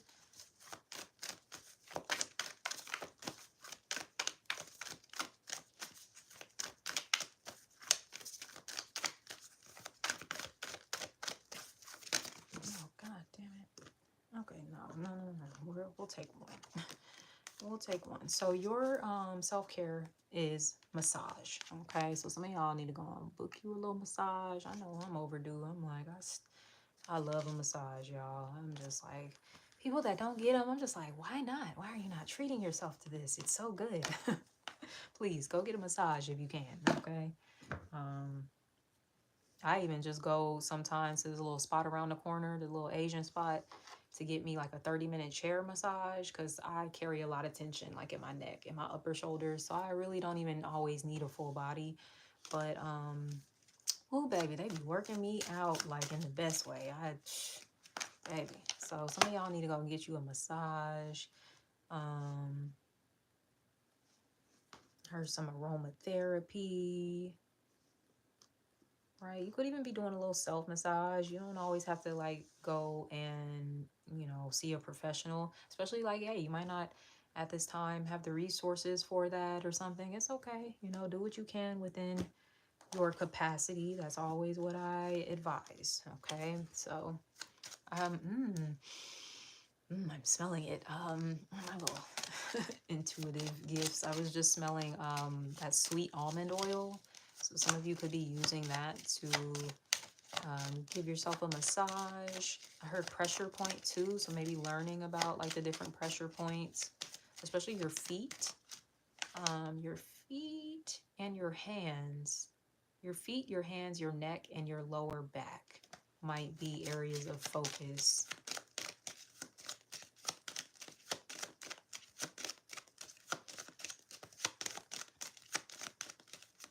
There's this gel that I use to relax my muscles, and it's actually, I really look, I said one of my white friends recommended this to me, but it's like this horse, it's for horses, like for their like stiff muscles and stuff like that.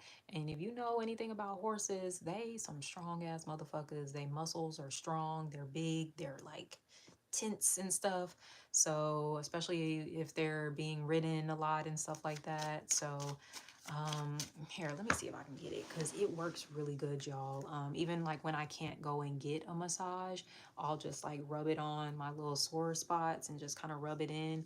And I kid you not, I don't even really have to give myself too much of a massage. I just got to rub it on my body and I can feel like the tension relieving. So let me grab it. I want to show it to y'all.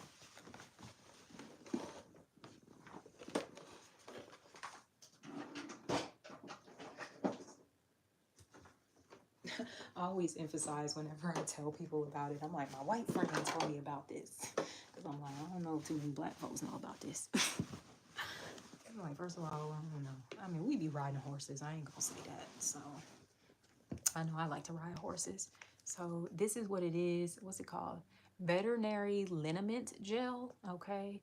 I will say I got like the one that smells like spearmint. I think they have one that's like no smell to it. So look into that, but it's very powerful. And it is actually like when I was looking at it, I was like, wait, this is for horses? Like, are people supposed to be using this? But I did get it on Amazon and I did definitely saw people in the comments say they use it on themselves. So yeah. All right.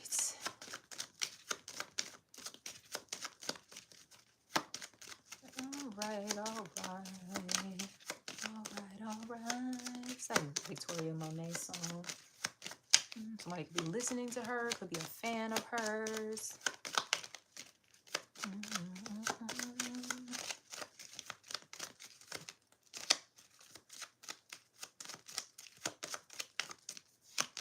We have individuality. Come on, that's that crone energy. That's what I'm saying. Like, something about you supposed to stand out. You over here trying to blend in, and I don't want to get older. I want to like attach myself to my eternal youth or whatever. And it's just like, no, because I am getting a strong message. Somebody could be graying earlier than maybe the people around them. That's okay. Like, embrace that shit. All right, we have freedom of expression is a gift and what makes you you. Always feel comfortable expressing your individuality regardless of what others think. Your style, beliefs, and interests create a unique picture to share with the world. Yes, your interests, some of you are very into, like I said, the occult, the witchy shit. Like, it's a little weird maybe and unconventional for other people, but not for you. All right, so embrace who you are. Like I said, you might have that wound, that witch wound, that a lot of like spiritual peoples have where, you know, they feel like they're not really accepted in society and whatnot. Um, but you are. Like, this is a different time that we're in, a different lifestyle. Okay, maybe a different lifestyle. But yeah, it's like you're free to be you and to be a part of society too. I heard the witch is coming home.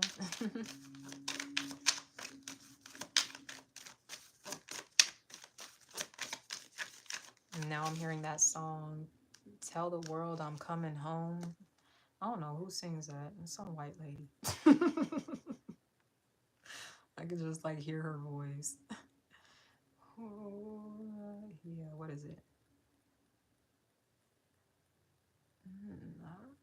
Wait, no. What? Okay, yeah. I was like, Diddy, Dirty Money. No, the fuck? Like, okay, so I guess they have a song too called Coming Home, but that's not the one I'm talking about. I'm talking about the one, I think it's by Skylar Gray. Let me see.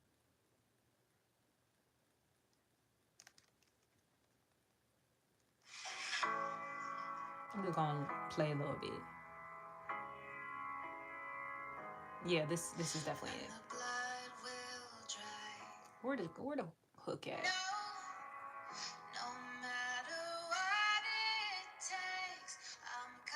Mm-hmm. Tell the world I'm coming home. Nice tattoos. I always love a woman with tattoos. Okay, so I don't want to play too much because I know YouTube, they be cutting folks' videos and shit off when you be playing other people's music.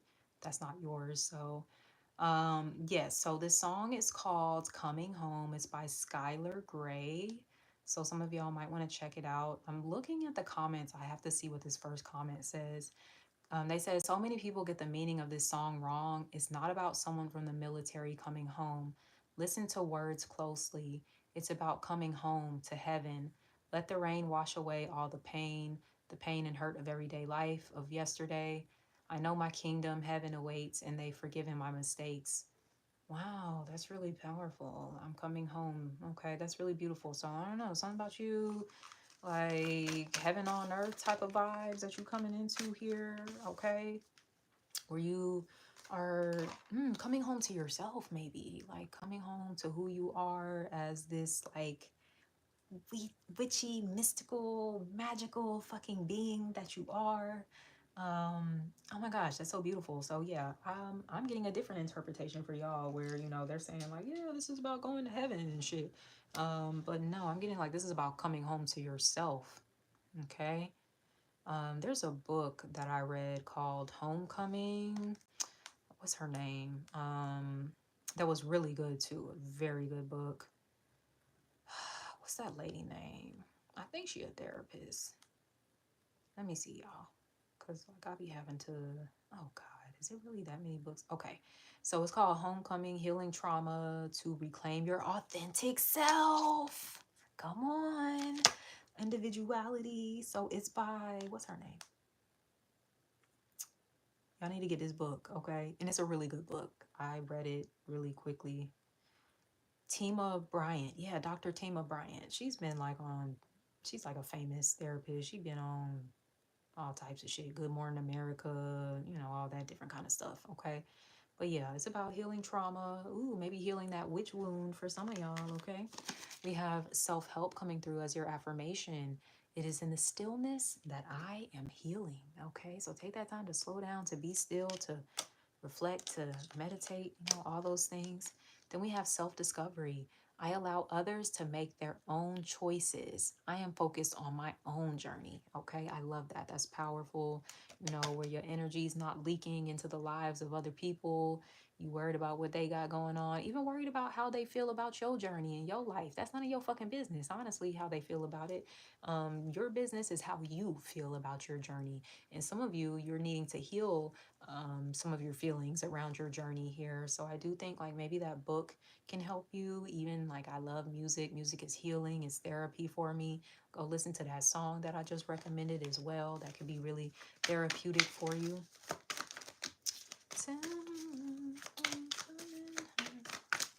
Yeah, I'm getting like tell the world I'm coming home. That's you telling the world like this is me. Like, hello. That type of shit. It's beautiful. Beautiful, beautiful, beautiful. Thank you.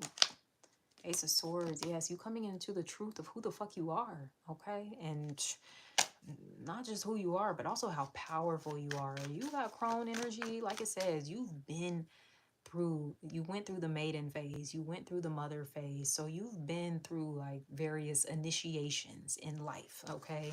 So you're maybe some of you haven't even really fully grasped like, damn, I have been through a lot in life. And you might be coming to that realization here, like, wow, like, damn. And just how much wiser like all of your life experiences have made you. It's like some of you are almost looking in the mirror and seeing yourself like for the first time. Like maybe you just haven't really like, wow, like I don't think you've recognized like how much you've grown, how much you've learned. Like it's something about maybe even seeing yourself through new eyes as well. Okay. 10 of Pentacles. You better get that motherfucking money, okay?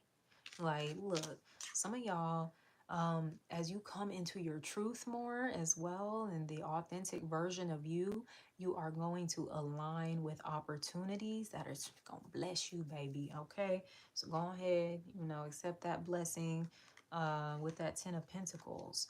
Ace of Cups, some of y'all could have love coming too, all right?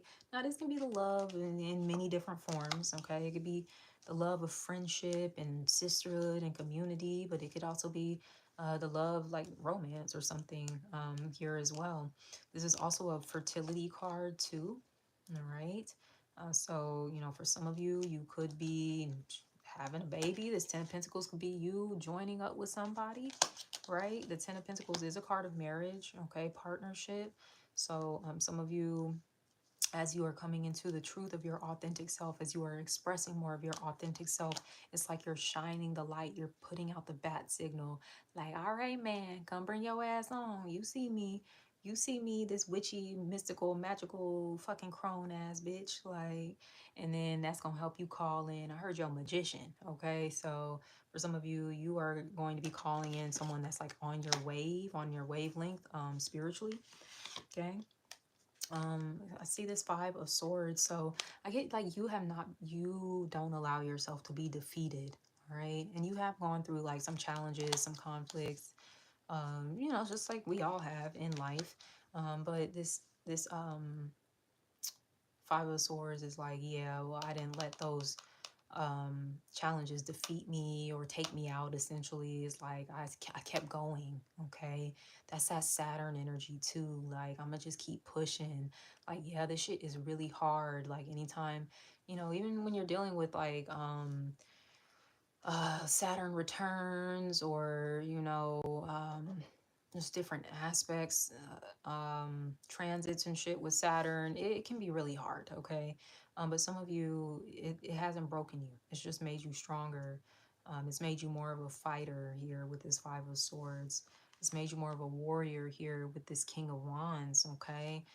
Like, this could be you as the King of Wands. Someone who is strong. I heard dignified. I don't even use that word like that. Okay, you dignified motherfucker. Like, I like that. But yeah, it's like something about you walking around with your like shoulders back and your head up high. Like, you know me. Like, that's something I've been saying a lot lately, because motherfuckers been having me fucked up a little bit. I ain't gonna hold you. And I'm like, know me, shit. And some of y'all could be coming with that same energy. Know me. Know I'm magical. Know that I'm powerful. Know that I'm mystical. Know that, you know, I'm that bitch. I'm that nigga, or whatever. Like, and for my non-black folks, like, I'm that guy. I'm that gal. Okay, like, but like, for real, like, know me. And y'all are literally, that's what you're saying to the world right now. Like, y'all are going to know me. Okay, I'm not gonna hide anymore. The King of Wands is proud of who he is. He been coming out a lot. He came out in the first pile. I don't know if he came out in the last one. But he did come out number 1, so I don't know. Them 2 piles could be related there. But this is a beautiful energy for you, card number 3. Like I said, you you're proud, you're strong, you're successful, like shit. And if you don't feel that way right now, you're not experiencing that right now, you will be soon, okay? I don't know if I'm talking to a fire sign. I mean, this fire energy keeps coming out because it's an Aries full moon. So, you know, you might not be a fire sign, might not be dealing with one. That's okay. But this is ultimately an energy that you yourself are embodying, okay? I heard the king of the jungle, all right? So, I don't know, some of y'all might like Lion King or some shit like that. I don't know if you watching it or something, but yeah, something about you tapping into just like that really regal, royal, you know, energy. Even going back to your crown, like your hair being your crown, or your mane, you know, all this lion symbology that's coming through. So something about embracing like your mane. For some of you, it might not be gray hair. It might be like your natural hair, that you could be embracing or some shit, okay? But yeah, it's like, hey, like, do you. Like, it looks really beautiful. So I'm gonna wrap up there. That's card number 3. I can't believe I'm like, what, a little over 2 hours into this, but we gonna keep trucking, child, since Miss oh, crazy ass. I'm like, four fucking pick of cards, man. 4. But I'm like, look, child, we here. So we just gonna rock with it. Let me put these cards up and we gonna get into this last one so I can go eat my fucking tacos and twerk and then go to bed. Oh my gosh. I'm like, let me see. Let me get my stuff together, y'all.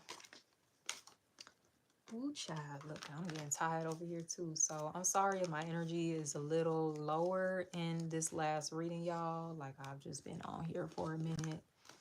And I have not been sleeping a lot lately. I Yes, because of the full moon, like my insomnia has been like I've been wired. Like I've been going to sleep the past few nights at like fucking 4 in the morning and then waking up at like 10. So I'm the type of bitch that definitely needs a good 8 hours of sleep. I like my full 8 hours, baby. So I have not been getting that as of late, but that's all right. I'm hoping as this full moon passes, I'll be able to kind of calm down a little more and go to sleep earlier. All right, so let me see what we got for number 4. Number 4, let me get a sip of this. Like this cold ass tea. I'm like, this shit been sitting here 2 hours. This is cold as hell.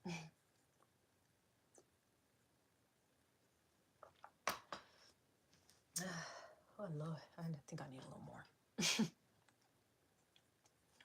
That's why I'm tired too. Why the fuck did I make this tea? I made this sleepy time tea. Why did I do that to myself? Like I should have made one of my other teas, but this is the tea that I tried to drink before I go to bed. It ain't really clearly been helping me too much since I've been up since till 4 in the morning, but seems to maybe be doing this thing today.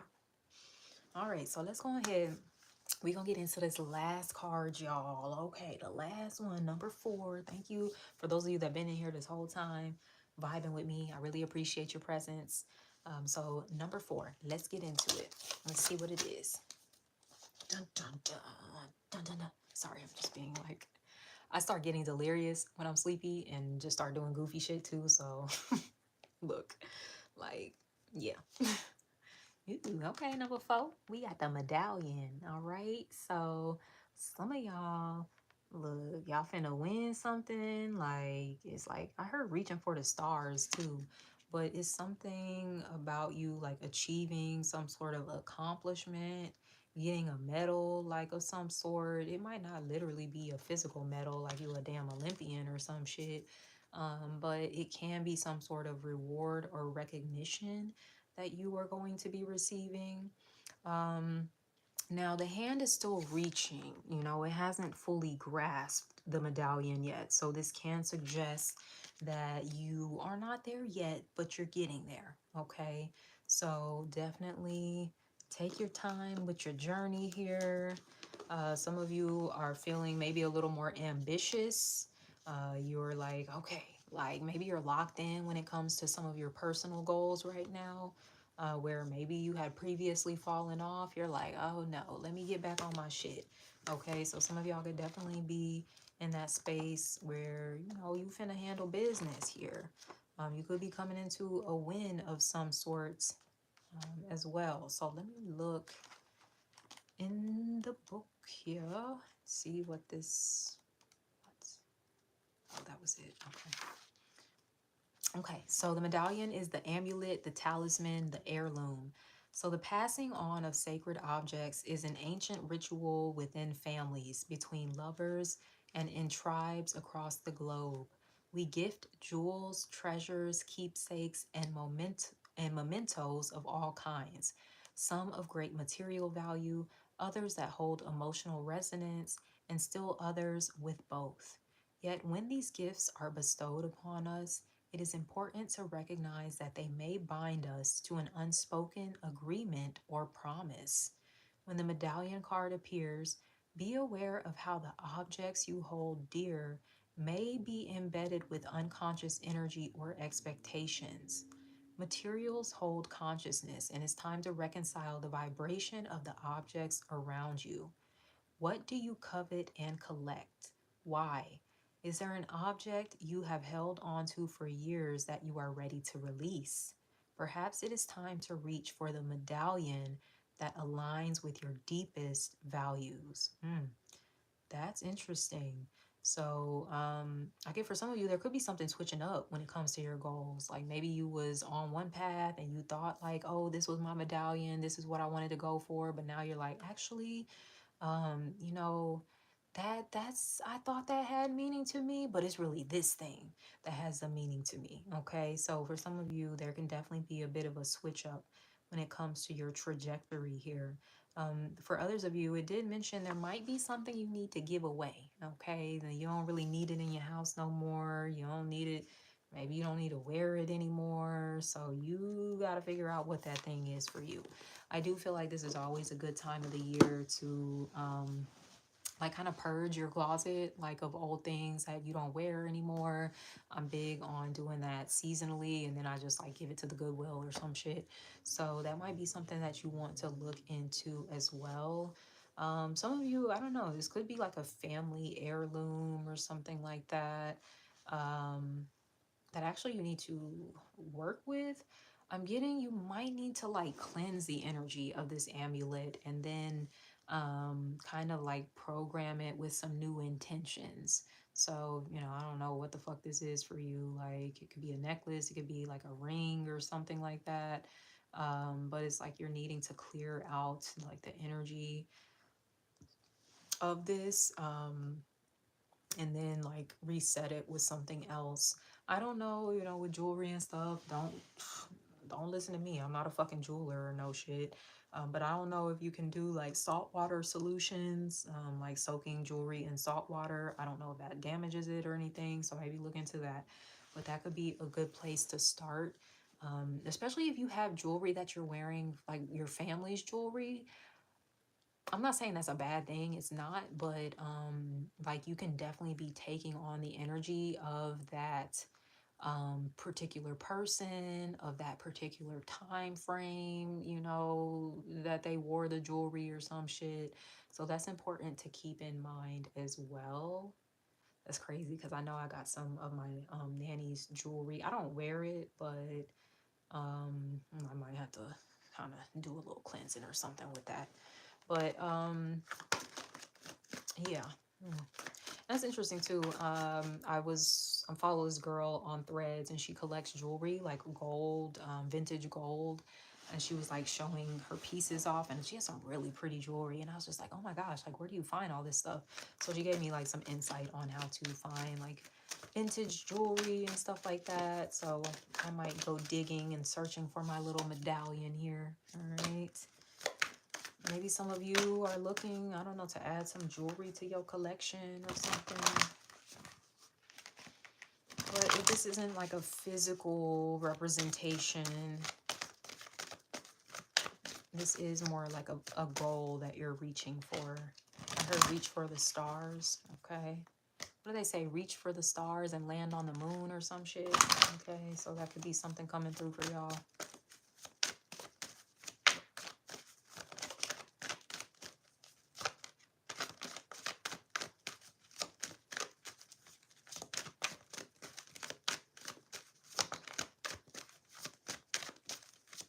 Okay, that's interesting. I just saw like I don't know if it's a bracelet or an anklet and it's got like a little gold charm or something on it.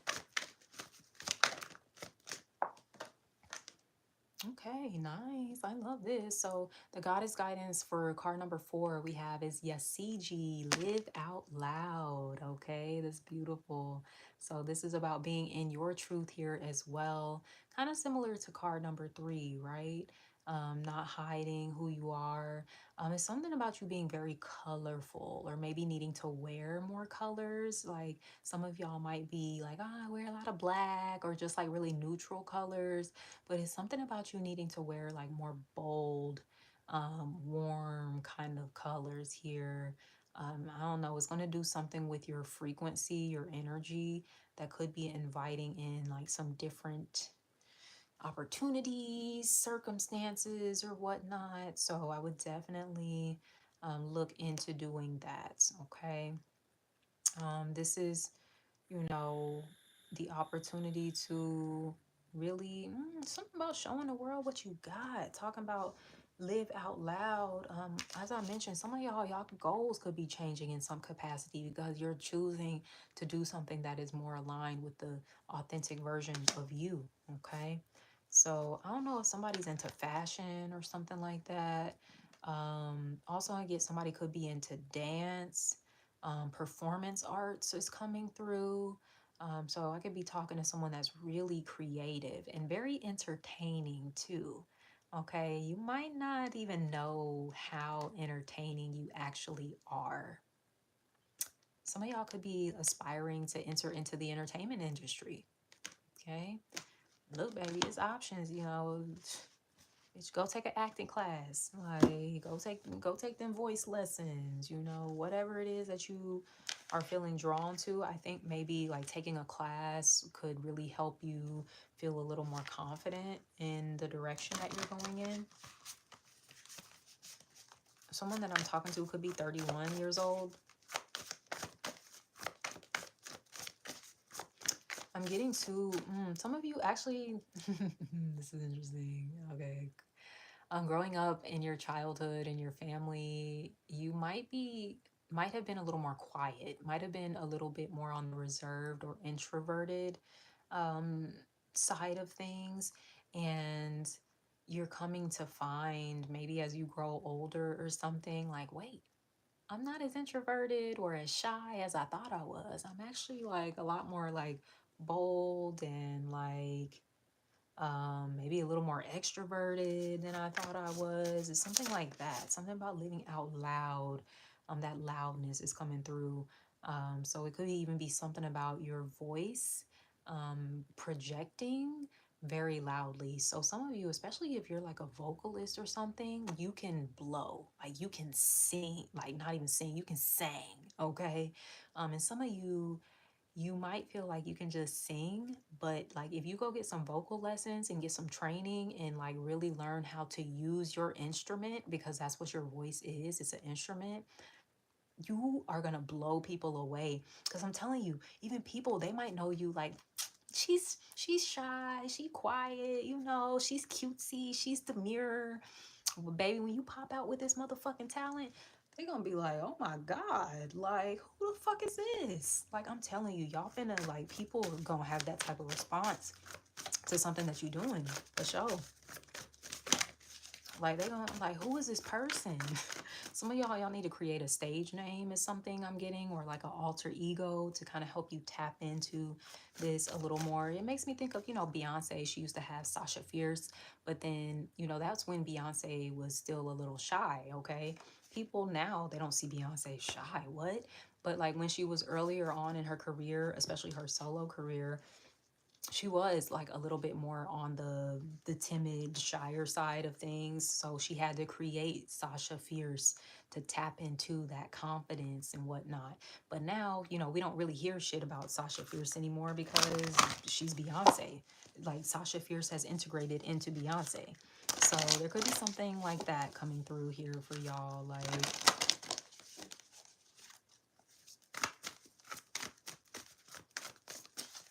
something about you being very fierce, sexy. I heard provocative. Okay. I don't know if some of y'all, I think, mention dancing. So you could do, especially like very sensual kind of dancing.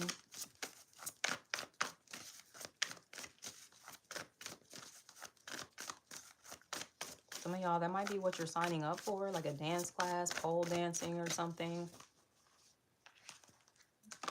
Okay. I ain't mad at it. Get it, girl. Or boy. Like, whoever. Like, shit. Get it, girl or boy. Oh, shit.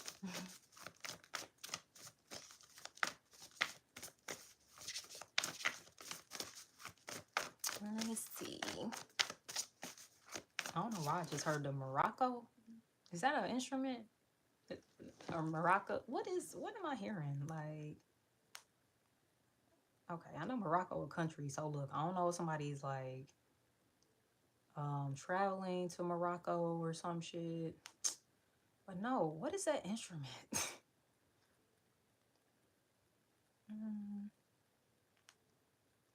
Is that what it is?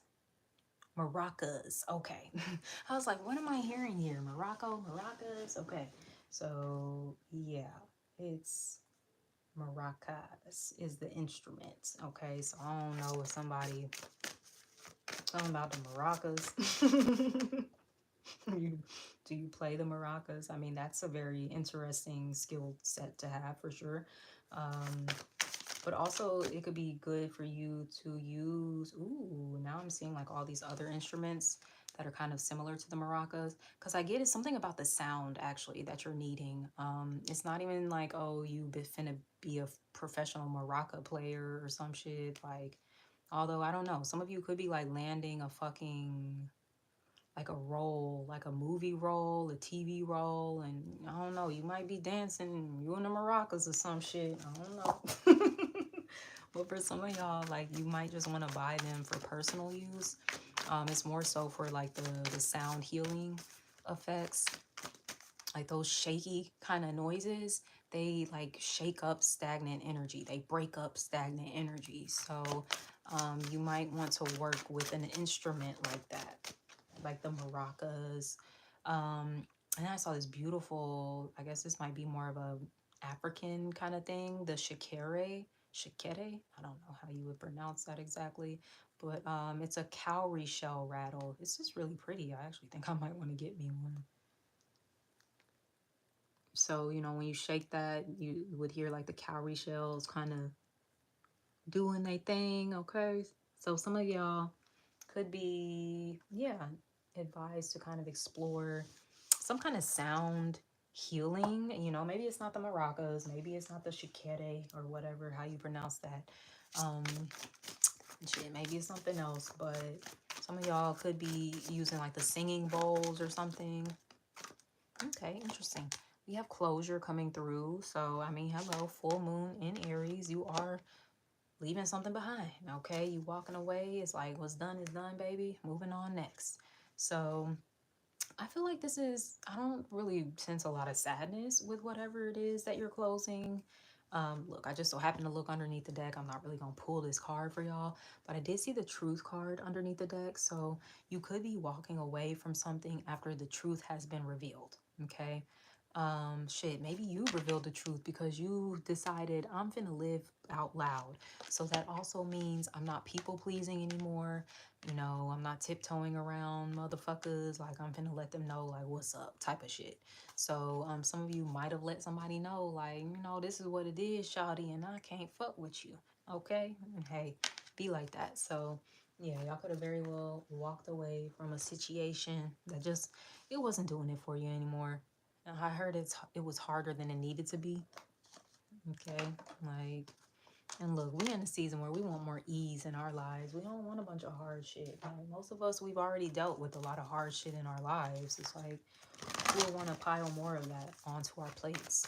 So I don't know. There could have even been someone that was like trying to pile like shit onto you, trying to pile like more responsibility onto you or something that just wasn't yours to carry. It's a pretty specific message. So some of you could have been like, yeah, so I'm not gonna be doing this work for you. Like I can't heal for you, or I can't achieve your goals for you, something like that.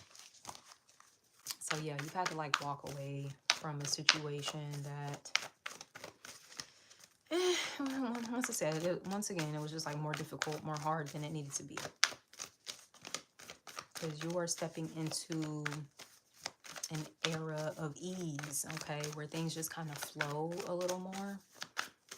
So you might have been in a situation that was very, I don't know, I'm kind of getting like this, like almost like driving a fucking stick shift when you can be driving an automatic instead.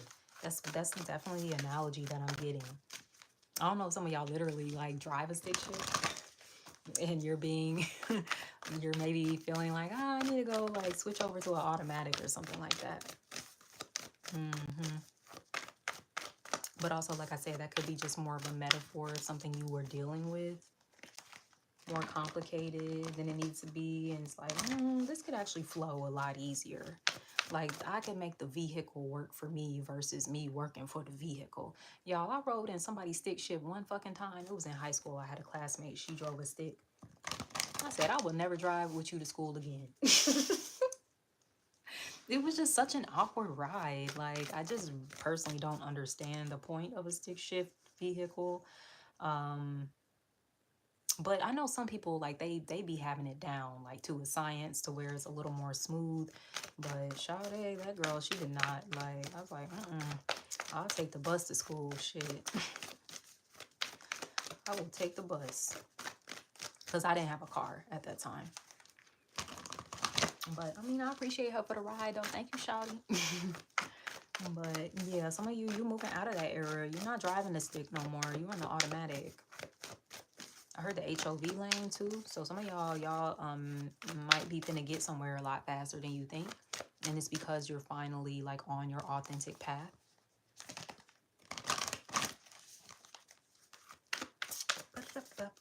So, yeah, like, look, don't wait. Don't delay to maybe pivot for some of you. You moving in a new direction. Like, don't delay. Because, like I said, it could take off pretty fast for some of y'all. Shit, you might find you take a damn acting workshop and then you go audition for a gig and you land like the first gig you audition for type shit. So don't sleep on you, baby. Don't sleep on you, because I do get something about you being a lot more entertaining than maybe you think you are. It could be something about your childhood where you just kind of had a different personality back then, or you just didn't, you hadn't fully embraced your personality or something. Maybe you were around people that was always like telling you, oh, you're doing too much, or be quiet, you know, shit like that. People that try to like, I get like outshine you or overshadow you. That's so weird, like when people do stuff like that, and it's because they see the light in you and they're threatened by it, so they feel like, let me, like, you know, outshine this person or take up the attention or some shit. That's weird. Very odd behavior, but hey, people do engage in that shit. That could have been the situation you walked away from. Somebody was maybe trying to outshine you, and it's not like you were in a competition with them. They were in a competition with you, is what it was. Yeesh. I'm just delivering the fucking message, okay? But yeah, somebody was definitely in a competition with you. Whole time you just out here living your truth. You know, just being yourself. You're not even thinking you're in a competition with anybody. You're not comparing yourself to anybody. You in your own lane. But somebody was trying to like ride up in your lane or some shit. So they thought. Because yeah, you said, no, you're not finna occupy my lane. That's why you shut the door on their ass. Be like that. Somebody could have been trying to reach for your fucking medallion, and this shit got your name on it. That's your inheritance. Tisk, tisk, tisk. I heard destiny swap. Somebody trying to swap destinies with you because they see you. Like I said, they see your light. They see you entertaining. They see that, you know, maybe people like you a lot. They see that maybe you look like you can be famous or some shit. And they like, but I want to be famous. And it's not to say that they can't be, but that might not be their path. But for many of you that chose card number 4, that's actually your path. Everybody not meant to be famous. And there's different levels to fame too, because I always say, like, hey, you could be hood famous. Like, that's a nice kind of fame too, like where your community and shit, like people know you, like for real, for real. So that could be, some of y'all could be hood famous. You could be Instagram famous, YouTube famous. You could be real life famous, okay? Like in the entertainment industry and all that shit.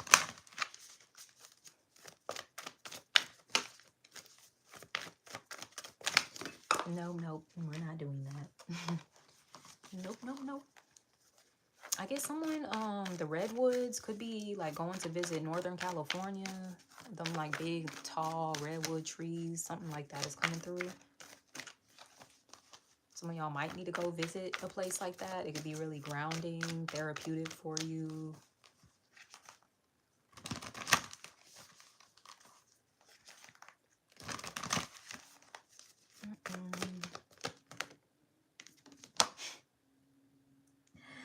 I love you so much. I seriously do, God. Thank you. Don't dim to fit in. Don't. How are you dimming your light in order to fit in? Somebody was definitely, I get, trying to like snuff out your light. For real. I'm getting that very strongly. They might have been trying to tell you like, bitch, that's too different. Nobody's gonna fuck with that. You know, that's too niche or something. You know, the general population ain't gonna like that. And you're like, I don't give a fuck about the general population. I give a fuck about me first and foremost. And then I give a fuck about the people that I'm meant to be connecting with.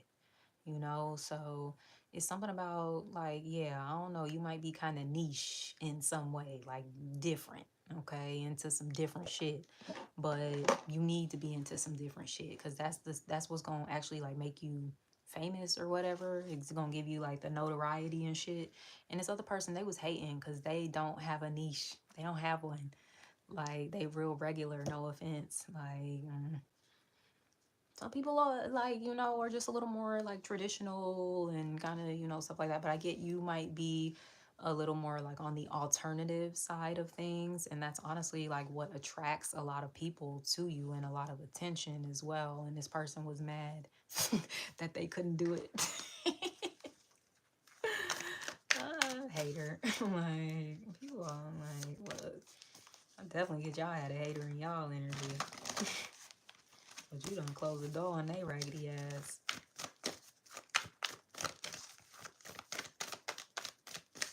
Her big hater. That's so weird. People are so odd. Like, it's like instead of hating, you could be inspired instead.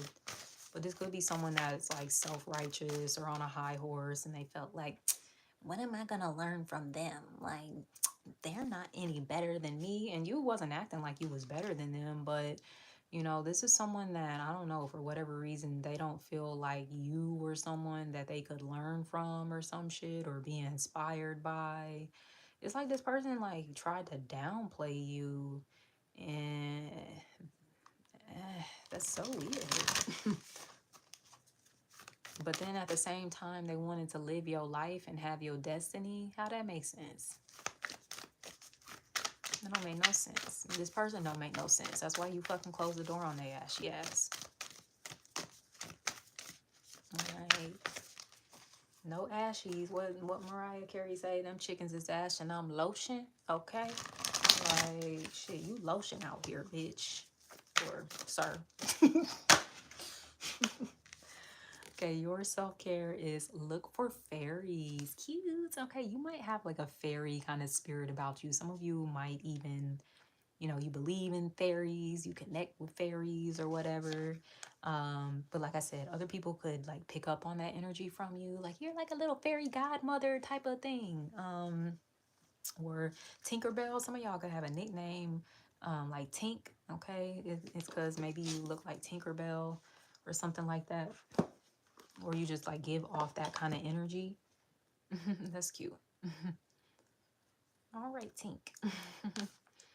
It's funny, I actually knew somebody with that nickname, and it's because, yeah, she used to look like Tinkerbell. That's such a funny little name, Tinkerbell.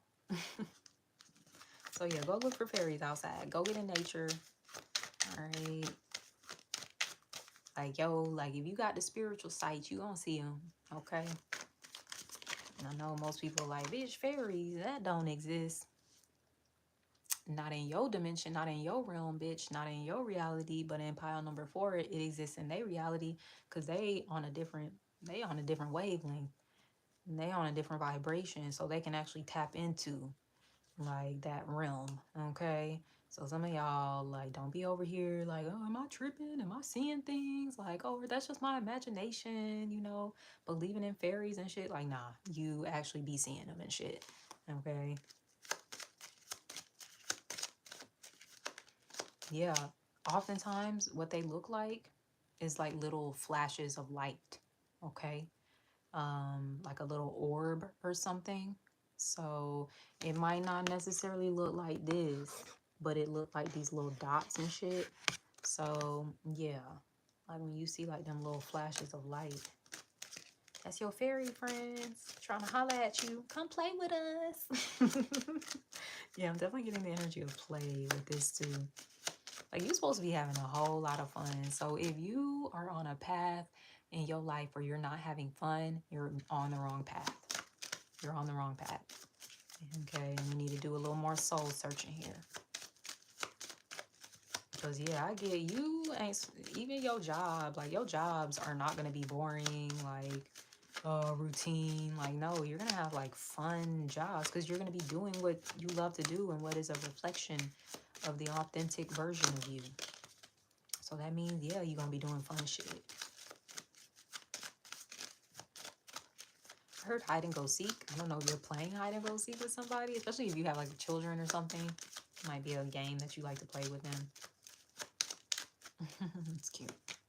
Okay, that's why this person was hating on your ass too, because not only was you not only is you talented, but you beautiful too. You get a lot of attention, and this person was, oof, they was mad. I heard green with envy, baby. We have beauty. The beauty that you recognize in the world is simply a reflection of your own. Take time to appreciate all the beauty inside and out in your life. This is a way of instantly shifting your perspective to one of gratitude. I do feel like being in nature because I was mentioning the redwoods, but even if you can't go to the redwoods, just the regular woods, wherever you at, something about you needing to go to the woods, the forest, okay? Yes, girl, hoes do be mad. Look, you must have chose car number 4 because I did too, and I'm like, damn, this is on point with the situation that I just walked away from. So hey ho, be mad, shit. Oh well. You wouldn't be the first hoe that's mad, shit. But yeah, you are a beautiful person. You even just have like a beautiful aura about you. It's not even just your physical appearance, it's your energy too. I heard captivating. So that's why, yeah, you are meant to, like, I don't know, be on the screen, the big screen or some shit. I heard Broadway for some of y'all. You might be recording you an album or some shit. Shit, you might just be starting a YouTube channel. Shit. Talking about the shit that you're interested in. You know, some of y'all might be spiritual. And like I said, you into the fairies and all that, the elementals and stuff. Okay. It's funny. It's a tarot reader that I follow. I like her. I like her energy because she's definitely gives off a fairy. Let me see if I can pull her up. That's her name actually. It's the Oracle Fairy. So look her up. She be posting like every day. She be on there. But yeah, she's like definitely like fairy vibes. So some of you, I don't know, you might kind of have a similar vibe to her too.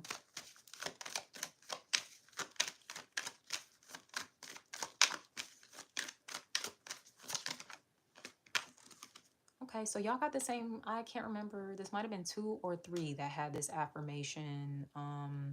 So y'all might want to check out that reading too. But we have self-image. It is safe for me to authentically express myself. What? Come on. Come on, live out loud. Somebody was so mad.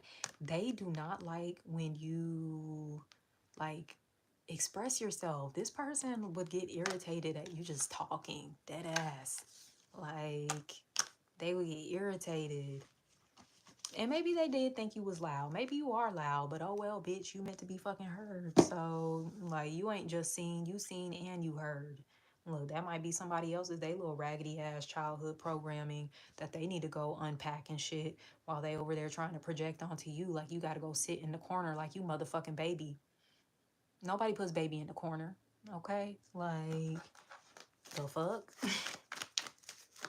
And y'all was like, yeah, this person, they trying to put me in a corner and I'm not finna do this with their ass. So you walked away. Good on you, for real. I heard mud on the face. What is that? What is that? Is that a saying? Let me see. Yeah, it is a saying. Let me see what this means.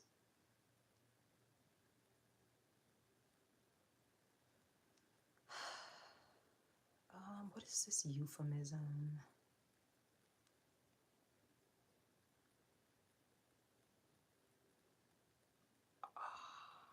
Oh shit, that's crazy. Hold up, hold up.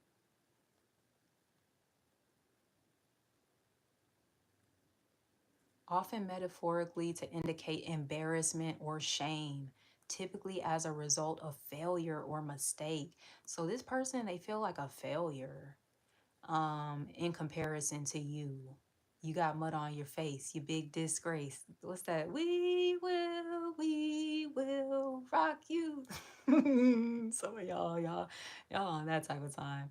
Mud on your face, you big disgrace. Yo, this whole salty as fuck, whoever this is that y'all walked away from. In a broader cultural context, the phrase suggests a sense of being caught up in a compromising or humiliating situation, akin to being dirty or unkempt. Ooh, they little dirty energy. Additionally, it may evoke imagery from various sports or competitions where failure can lead to a metaphorical mud on one's face, highlighting the idea of public embarrassment. This person might literally just feel embarrassed when they around you. Like, you shine so fucking bright and you don't even be trying. You just being yourself. And for whatever reason, it embarrasses them. That's a really odd reaction to have to someone that's just being a real ass bitch or a real ass nigga. But that's just a reflection of them. They ain't real. That's why they be embarrassed. Cause they know, like, you kind of be calling them on their bluff, high key, and you don't even really be calling them out. Like, I don't really feel like you be worried about this motherfucker, but like, kind of like your spirit do be calling this motherfucker on their bluff, because they might be someone that tries to like puff their chests out a lot and I'm this and I'm that and whoop de woo. You don't even have to do that. You can literally just breathe and motherfuckers gonna like you. So, um, hey, they can be mad all they want. Oh, well, that is so funny. Mud on your face, you big disgrace. They feel like that too. Like, if you hit the bricks on somebody, you said sayonara, bitch. They over there with mud on their face. They're embarrassed.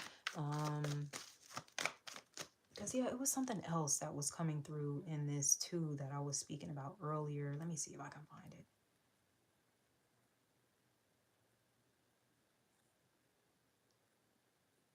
The idiom means that someone has taken something clear and simple and made it harder to see or understand by introducing irrelevant or confusing ... Why didn't I see this when I was like on the page though? Irrelevant or confusing what? I don't know. Like, maybe confusing information or some shit. Like, I don't know. This person was trying to play mind games with you or some shit, and that shit ain't work, basically. That shit didn't work. Like, once again, you might have even called them on their bluff or some shit. Like, I see what you're trying to do, and you're not gonna do this with me, type of thing. So yeah, that's how clear you are in your sense of self as well, because you know when somebody like on some weird shit, because you know you like enough to know when someone is like projecting and just moving weird, doing yeah. And you be calling folks out about that shit too. You don't let folks project onto you. Like, you might be the person that's like, yeah, okay, whatever, hater. Like, and then never talk to their ass again. Crazy team. Somebody trying to fucking overshadow you. Like, please, bitch. Please. Like, and it's like everybody can shine in their own right, but it was the fact that they tried to overshine, overshadow, or outshine you. They looked at you like you was some competition, and once again, whole time you're just existing. Like, why are you in competition with me? And it's because you're beautiful, it's because you're bold, it's because you're authentic, it's because you're likable. Shit, you might even be a little weird and motherfuckers still fuck with you. Shit, that person ain't even embraced their full weirdness yet. Like, shit, they might not be weird, they might just be regular as hell. And sorry, like, I guess people just aren't really, like, I don't know, that drawn to you. Oh well, maybe get some cool interests about yourself. Yeah, the full moon. Yeah, that's the revelation, the truth here. You seeing something clearly, seeing somebody clearly, seeing also once again them projections and shit. That shit that comes you know, from their subconscious wounding and shit like that. You peep game. Basically, you peep game and it's like, yeah, nah. So y'all could have closed that cycle out with somebody. Like, it could have been a friend, could have been a family member. Yep, Tower, you said, fuck you. Fuck you and your mama. No, I'm just kidding. Dead ass though, shit. Why they probably went and told their mama and over there talking shit about you or whatever. Yeah, fuck you and your mama. Shit. Yeah, so some of y'all have had a bit of a tower moment. If you haven't, shit, you might be having one, okay? But it's a good one. It's where you like, okay, let's pack this shit up because this bitch, like, I don't need her in my energy anyway. Or this nigga, like, whoever, okay? Look, I'm sorry for my folks that ain't black, but I am black and I just talk the way that I regularly talk to. So this is just how I talk. So y'all just gonna have to deal. You're just gonna have to deal with it, okay? Or you can find another reader that's not as blackety black as I am, okay? I know everybody black don't be saying the N-word and stuff, but I do. Shit. So we had the Wheel of Fortune. This motherfucker peep game. Why? Know me. They know you finna be famous. That's what it is. They know it. They know it. They know you finna manifest the fuck out of like this next. You just got all major arcana on the table too. You got something big coming your way, and they knew it. They felt it. Like, and for whatever reason, they couldn't just be happy for you and let it happen. Um, you know, they kind of wanted to try and get in the way, or like I said, destiny swap with you. This was someone that was probably trying to like be all up in your circle and shit. Like, yeah, you know, I fuck with you, whatever. Whole time this person is seething, like green with envy. Like I said, even just when you open your mouth and you talk, this person might like on the inside, like bitch, if you had that much of a problem, why are you still hanging around me? Like, people be weird. They really do. They be whole ass weirdos. Don't even know it until I tell them. Like, because I'm going to tell you about your weird ass. Just the fuck? That's folks' problem. Motherfuckers ain't being real with nobody. So then they gotta wait until they come across a real motherfucker that then, oh, they hurt my feelings. They were mean to me. No, bitch, I was honest with you, unlike the people in your life. Like, the fuck? Because you're authentic, once again. Like, and they're not. They want to live in a lie and a delusion, and they surround themselves with people that like to feed into their delusions. People that don't like to tell them the truth. People, shit, they probably ain't living in their truth either. They all living in delusions. Shit. But you ain't. You're not. Yeah, some of y'all could be manifesting something pretty big for yourself. Manifesting some money coming in with the Six of Pentacles, okay? So yeah, some of y'all definitely gonna have some money. This could be an opportunity that's coming your way, a new job. You finna book a gig, you know, a role or something, whatever it is you do. Okay, like I heard booked and busy, so you might be real busy out here, whatever it is you got going on, baby. Look, know me, like I said. And one thing this person they gonna know about you, you cannot be fucked with, you cannot be stopped, and you are destined for greatness. And it just is what it is. They can fucking cry about it to their mama, shit. But all right, y'all, let me wrap this reading up here. I am fucking dog tired. I cannot believe I've even been on here this long. It's been a whole 3 hours. Thank y'all for rocking with me from the beginning to the end. I know some of my people, look, they was tired. I get it, shit. I'm tired. I'm finna go fucking eat real quick. Maybe have a little light twerk before I get into bed. Maybe I'll save the twerking for tomorrow. I don't know. But all right, y'all. Y'all have a good night.